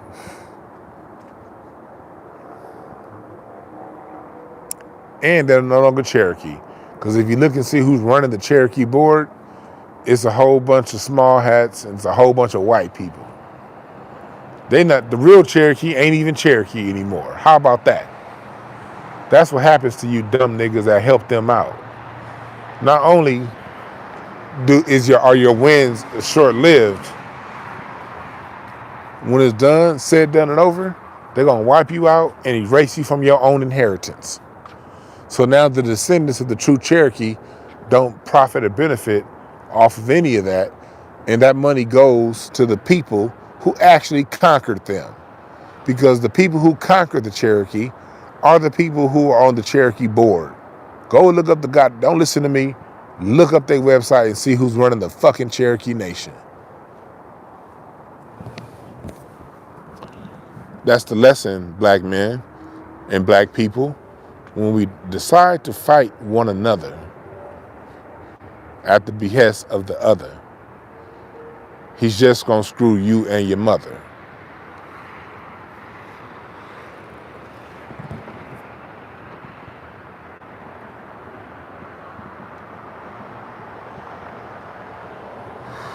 Remember this. This is why you observe the chaos. You ask yourself, what is the chaos teaching me? What is the chaos here to show me? Chaos always shows up for a reason. When your life is chaotic right now, if your life is chaotic right now, that's because you're being knocked on the door by God. The universe is trying to tell you something major needs to change. It's like when you injure yourself. I remember I tore my knee. I tore my knee twice. I tore both knees. When I tore that first knee, it was a football injury. My meniscus got bent in a direction meniscus should never get bent. So my knee became chaotic. Fix me, nigga. It's not good. This meniscus is torn. A meniscus is not supposed to be torn. So since it's torn, I'm going to throb like a motherfucker until you fix me. See how that works?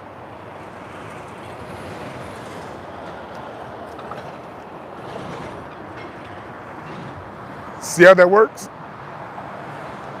Chaos. Chaos and peace are twins from the same mother. That's not mine, that's my wife's. I got that game from my wife. I'm not even going to take credit for that. My wife dropped that one on me about a year ago. 2 years ago now. That ain't even my quote. That's my wife's quote. Peace and chaos are twins from the same mother. I love my wife. She's so goddamn deep. Man, the conversations we be having, that's why I married her ass. You ain't gonna get a deeper conversation than a conversation between me and my wife. My wife is street smart and book smart. She got that college degree from Duke University. That's a smart motherfucker right there. But she's also spiritually in tune. And that's really where her intelligence lies. And that's who I get that quote from. Peace and chaos are twins of the same mother. One cannot exist without the other. Opposite sides of the same coin.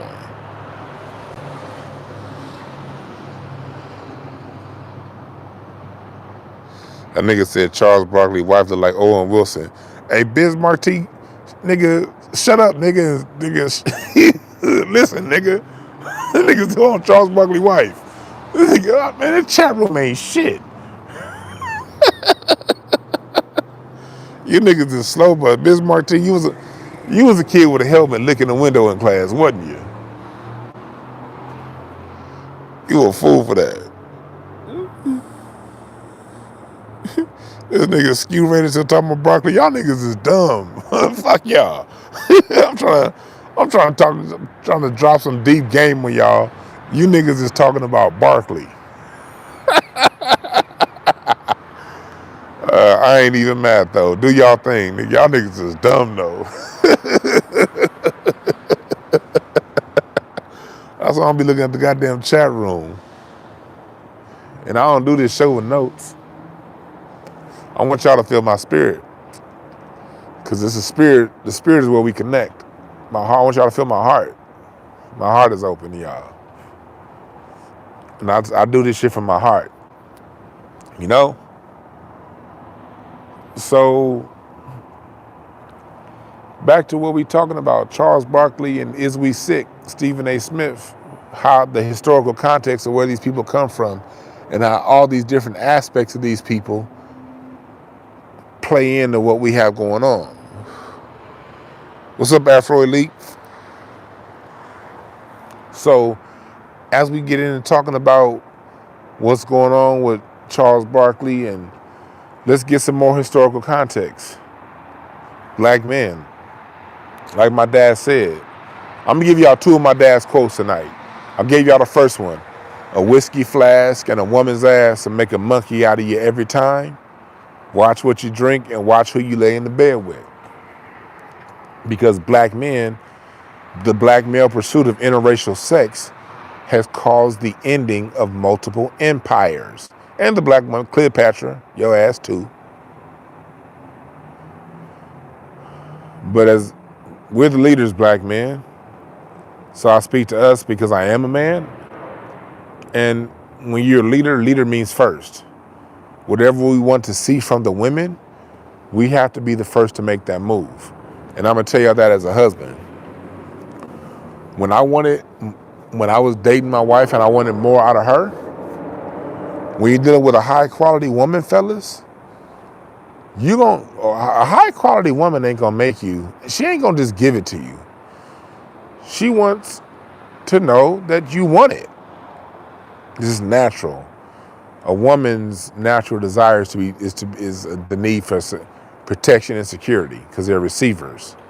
Holes and poles. We have poles, they have holes. Holes receive, and if it has a reception, if it's the feminine energy, the Venus aspect, it's an innate desire to be protected and taken care of, no matter how wealthy they are, no matter how strong they may seem.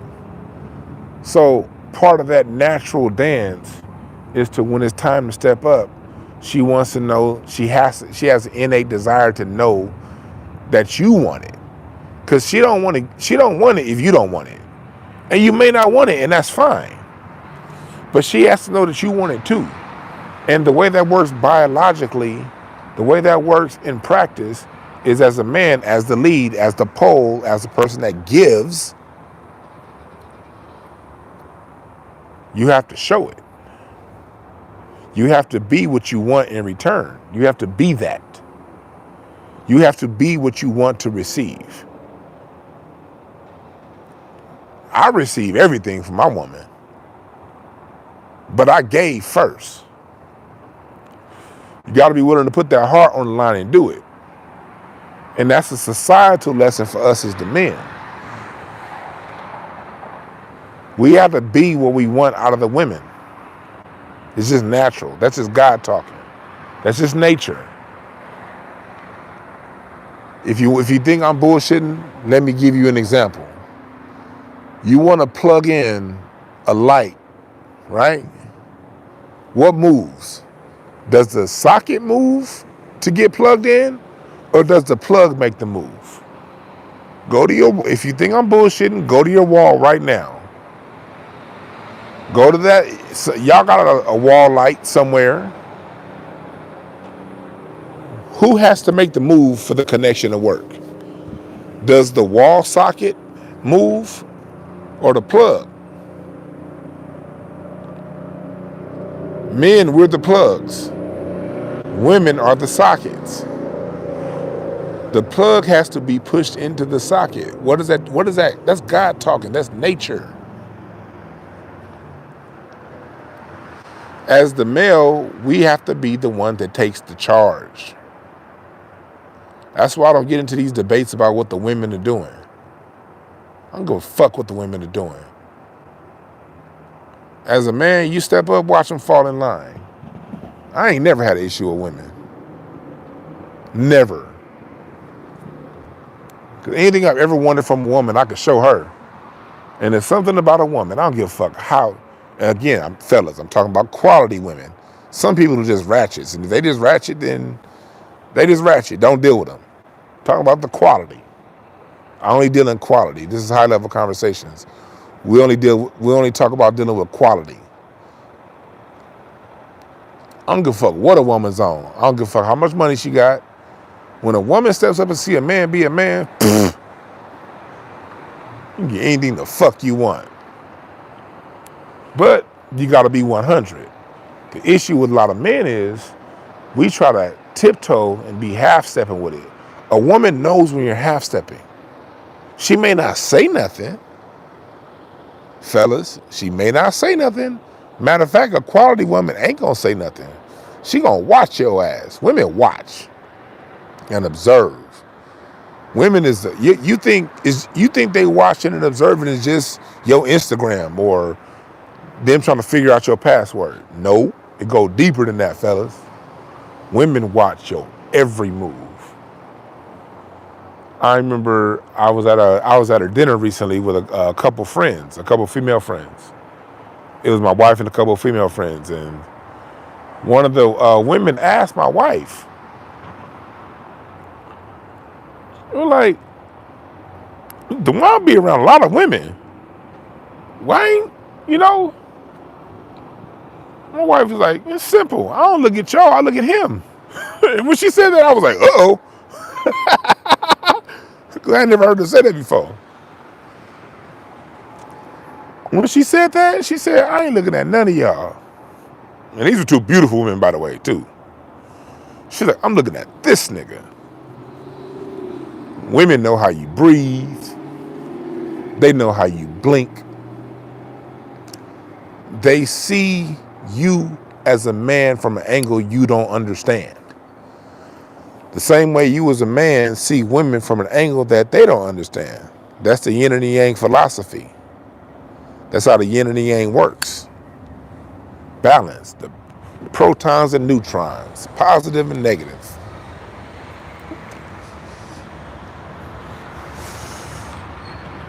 So why am I saying all that? It still ties back into Charles Barkley, Jerry Jones, and Shaq. We still getting to the point. I know I've been with y'all for 2 hours. I'm gonna be with y'all a little bit longer, then we gonna get around to it. And we gonna tie this shit up.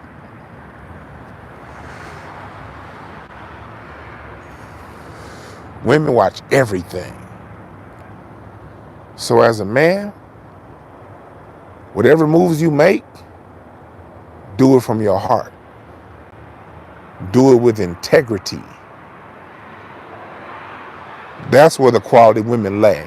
That's where they lie. That's what they respect.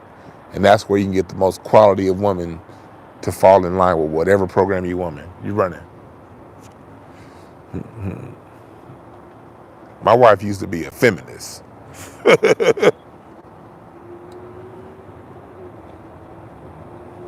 That should tell you something.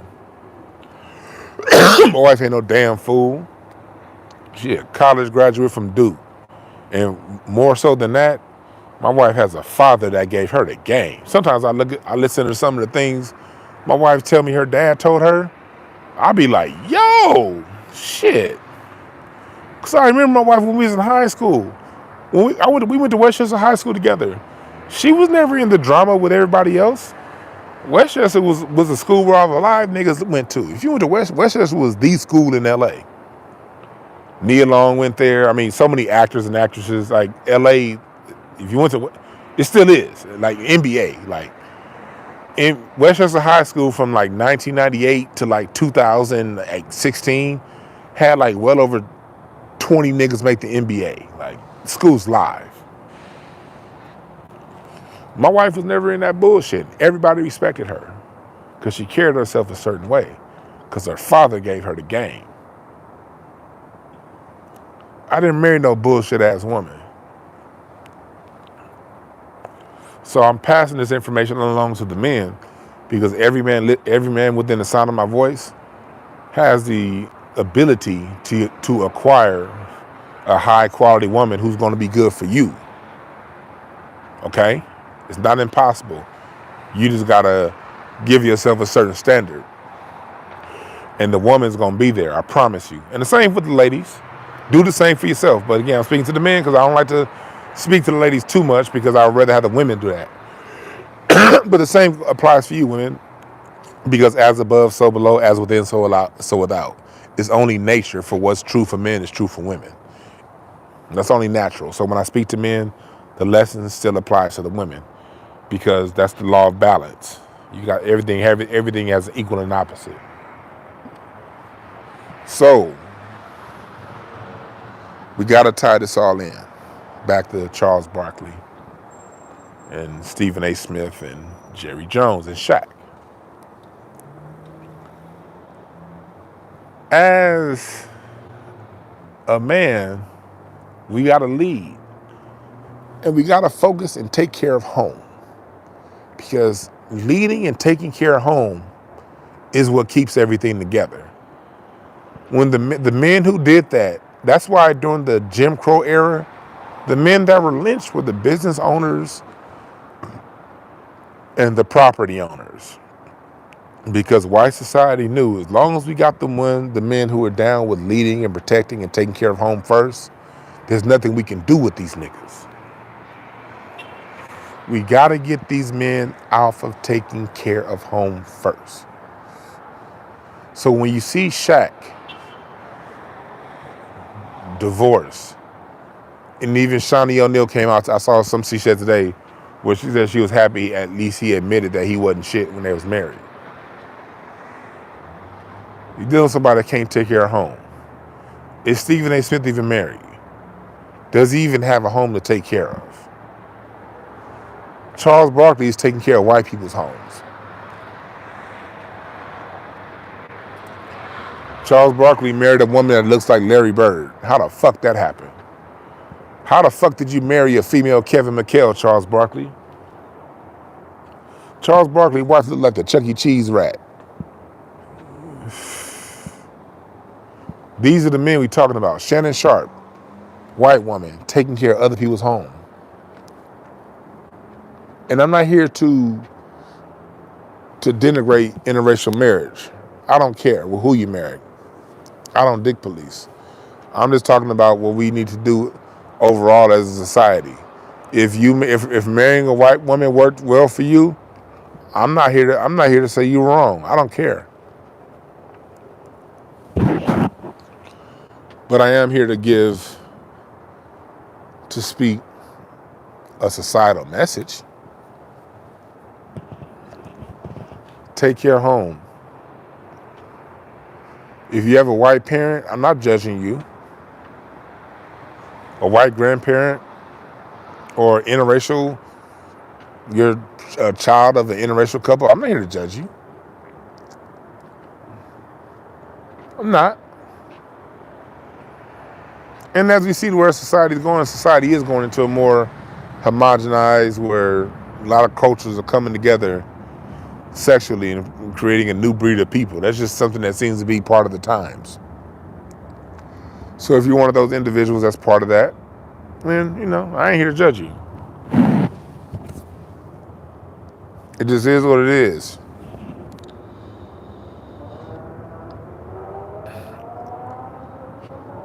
But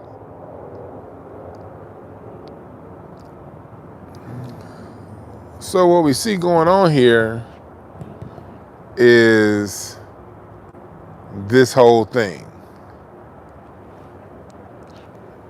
And the whole thing of not taking care of home and not leading as men. And I'm not here to say that it's our fault. We were put into these situations. The black people who were captured and sold into slavery, they didn't have a father to tell them this. Those black men were raised by white men. Let's tell the whole truth of history. Those black men were captured and sold as children and raised or raped, or their mothers were raped by a white man. And that white family is what put the morals and values and ideals in their minds. And that poison was spread down generation to generation and reinforced through religion, school, TV commercials, and the music and the movies. We must always give a total 360-degree view of what's going on, a spherical view. It's not just something that happened. It's something that's perpetuated through the education system. You're reminded when you go to school. You're reminded at church. You're reminded watching Disney and Warner Brothers cartoons. You're reminded on the TV commercials. And this is through now, today. You're reminded in the newspapers in the 20s. Yellow journalism became a major thing in the 20s. We got go back and look up. There's a 4-part documentary on William Randolph Hearst. I encourage you guys to look that up.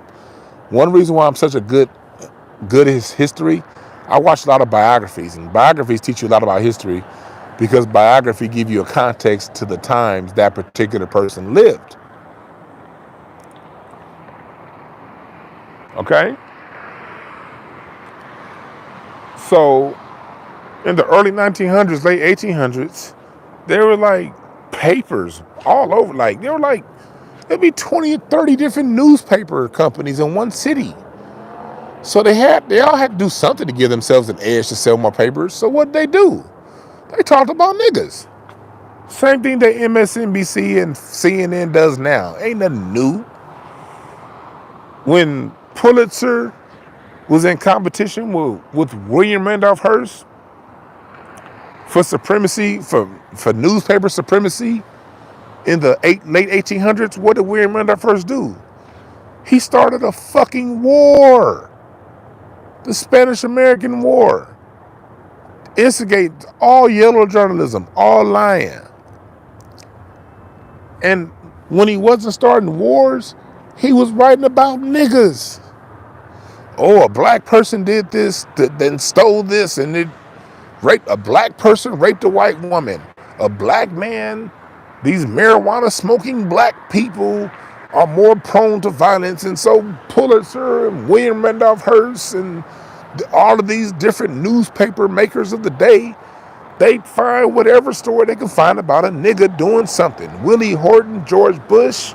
That's how George Bush beat Dan Quayle in 1988. Willie Horton, a black man that got out of prison and raped a bunch of white people. Oh, it's always us.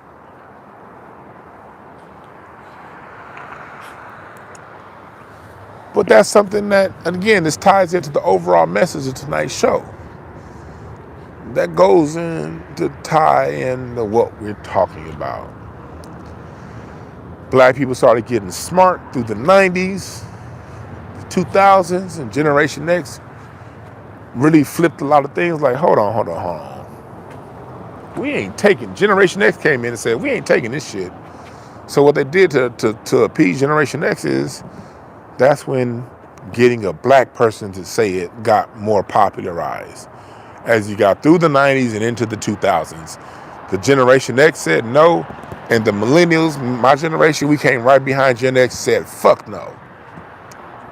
So what they gave millennials and Gen X was black people to tell us the bullshit.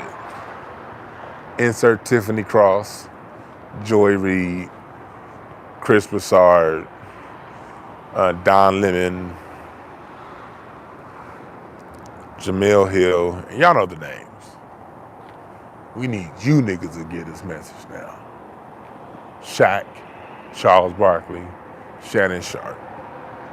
We need you niggas to say what we can't say anymore, because it seems as if you niggas are getting smart and catching up, and you're not gonna listen to Walter Cronkite like your parents did. You know, you're not gonna listen to, none of us say it like your grandparents did. We gotta make you niggas say it. Insert Charles Barkley, Shaq, Stephen A. Smith. So that's what we've been dealing with historically, and that's how history ties into today. Dr. John Henry Clark said, all history is a current event. And I just gave you a 2-hour-long breakdown of this. Why do I go 2 hours like this talking to you guys? Because I respect your minds, I respect your brains. I want to give you multiple angles of one topic for you to then go back home and finish this and listen to it again, or just decode it yourself. Decode it yourself. And then as you decode it, as you watch the chaos, be an observer of the chaos. Don't jump in it. That's how you get fucked up. Why would you? It's like them tornado hunters. I love when I watch like the Discovery Channel and they have like them tornado hunter episodes, and like the tornado hunter end up getting caught up in a hurricane and their car get flung a mile down a road and all the equipment get destroyed. I love that shit. That shit's great to me. Or like when you watching the Shark Channel and the motherfucking with the camera get bit by a shark, I be rooting for the shark. Why? Because you jumped into chaos, you dumb motherfucker. You deserve that shit. I used to love watching the crocodile hunter. But when that motherfucker when I heard he got stabbed by a stingray in the heart, I was like, damn, that sucks. I kind of chuckled though. I was like, not because I was mean. Again, I used to like the crocodile hunter. But part of me was like, what the fuck was you around that stingray for, nigga? Sorry, but like, damn, what you want me to say? Stingray was minding his own goddamn business. You jumped in stingray business. Sorry for your family, but shit. That wouldn't have happened if you was minding your own goddamn business. Don't be Captain Save-A-Ho. Don't jump into chaos. Observe the chaos. Chaos, what is the chaos? So what's the lesson for today? What's the chaos teaching you? The chaos is teaching you, take care of home first, fellas and ladies. The chaos is teaching you, don't do anything they're asking you to do, especially if it's pointing towards somebody else who looks like you. If they come and ask you and give you some money to do what they want you to do against someone who looks like you, understand that they've already figured out how they're going to take it away from you and him. He just needs, because he's not a strong person. He's not even that great at war. The last war the United States clearly won was World War II, and Russia did most of the work, and that was a white-on-white war. The white people never officially won Korea. They lost Vietnam. Motherfucking Iraq, look at Iraq. Y'all don't win shit. You're not dealing with the greatest warriors of all time. They're just ruthless. But part of their ruthlessness is getting you to do half their work. But when you do half their work, they've already planned out how whatever half that you got, they already have a plan on how they're going to take that back. They've already figured that out. They figured out how to take from you what they gave you before they came to you and gave you the offer. Let me say that again. They figured out how to take whatever you're going to get before they gave you the offer to give it to you. Infighting is what got us here. Infighting is what keeps us here.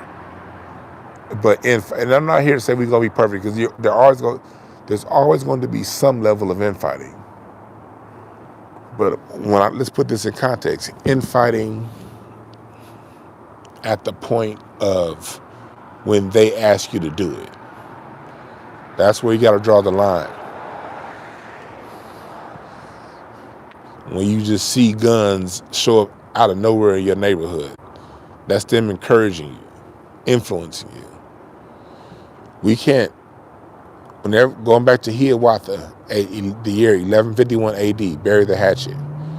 Before I fight my brother, we gonna come together as a Congress and a Senate, meaning me, and if it's any brothers and sisters who are around when said beef ended up happening, let's sit around, let's sit at the table, and let's talk this out.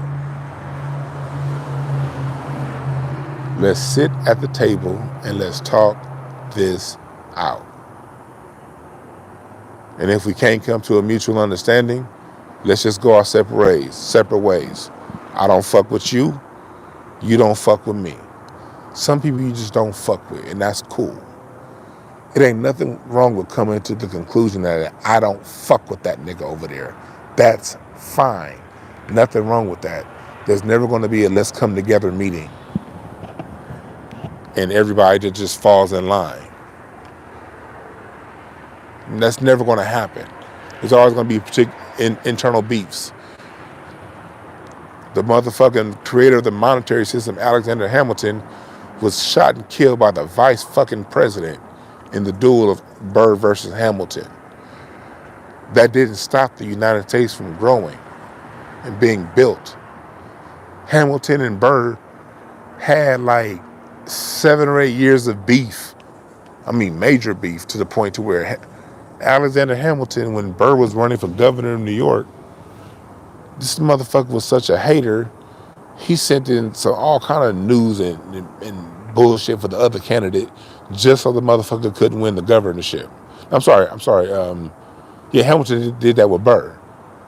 And Burr couldn't win the governorship, so Burr had a long-standing beef before he killed Alexander Hamilton. Did that stop the United States from being built? No. Why am I saying that? Beef is going to exist. There's going to be genuine beefs within movements. I think this way, you think that way. That's cool. The line is when they come and offer you money or camera time or firewater in the case of the Indians. When they offer you access to resources, if we boil it down to the lowest common denominator, access to resources, when they offer you access to resources, whether it be giving guns or whatever, to fight people who look like you, they've already figured out how to take those resources back before you were given the offer. So don't fight your brother from the encouragement of another, okay?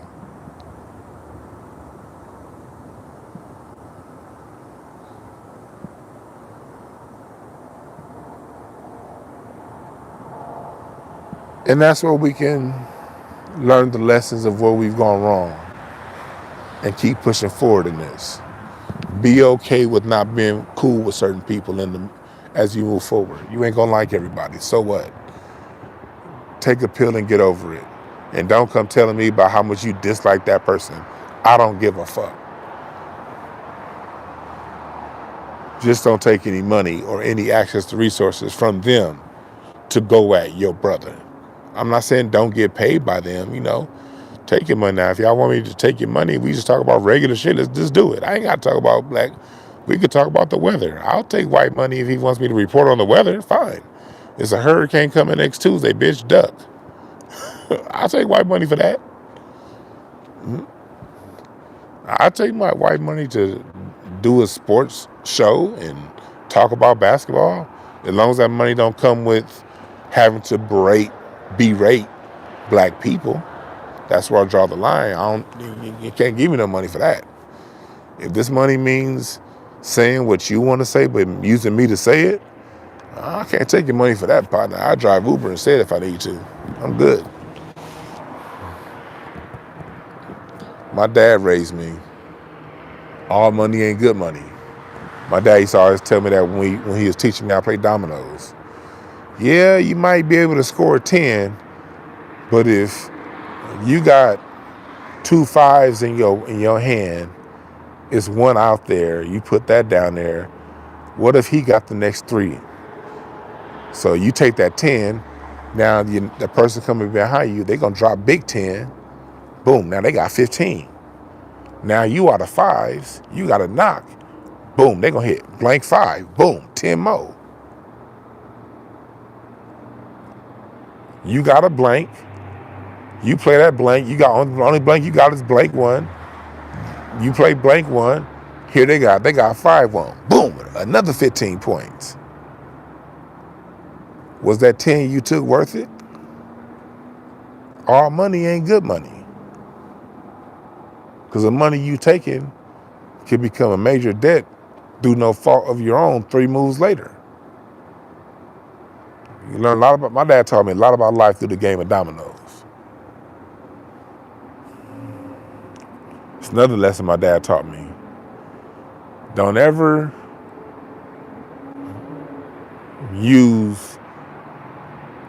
depend on ill-gotten gains for your money and your resources. My dad always taught me, he said, money gotten through ill-gotten gains is like drinking water out your hands. He said when you drink water out your hands, most of it seeps through before you get a drink. At best, you just gonna get a couple sips, and after you've gotten your couple sips, the only thing you're gonna have left is wet hands. That's game my father taught me. Go and try to drink water with your hands. If you think I'm bullshitting, go put your fingers under the sink, turn that water on, and drink water out your hands. You only gonna get a couple sips. And when you're done with them couple sips, only thing you got left is wet hands. That's what getting money through illegal, through unscrupulous, through immoral ways does to us as a people. We're the oldest people on the planet. We have a certain moral obligation as the guardians of Mother Earth. So as the black man, see, these other people, they scoundrels, but they scoundrels towards each other. So they can get away with, that's within their nature to steal, kill, and destroy. That's all the fuck they've ever done. You can't think of a time in their history to where they weren't killing, stealing, and destroying. They just coming off a 200 years war with France, just before they got the Americas. So the lesson to that is when we choose to make our money through shitting on our brother, you're going to get a couple of scoops of fame, notoriety, and wealth. But when it's all said and done, Tiger Woods, Michael Vick, Bill Cosby, only thing you're going to have left is wet hands.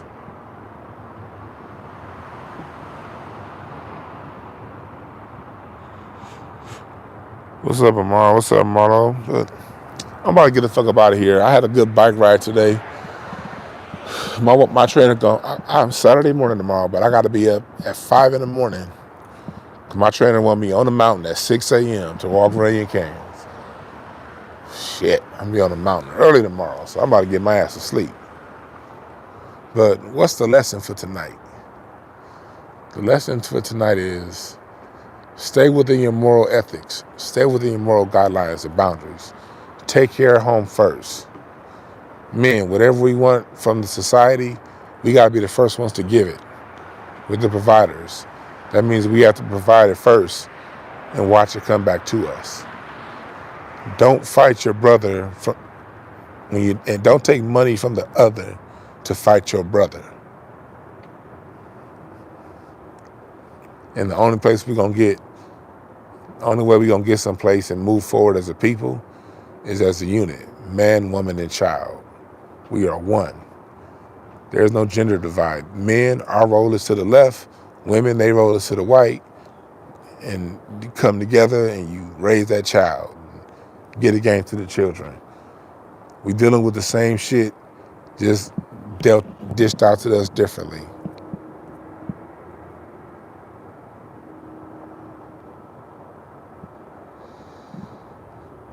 All right. My email address is info@DwannB.com. Starting Monday, I'm going to have a sale on the Black American Music Tree and my t-shirts on both websites. And I'm also going to have a sale on my readings. I'm going to do 30% off my readings. I might do 35%, 30%. Y'all like 30%? So look forward for that sale coming on Cyber Monday.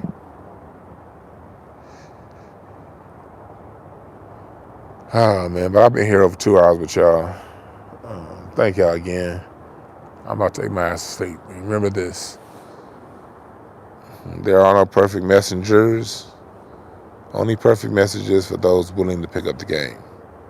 I'm out.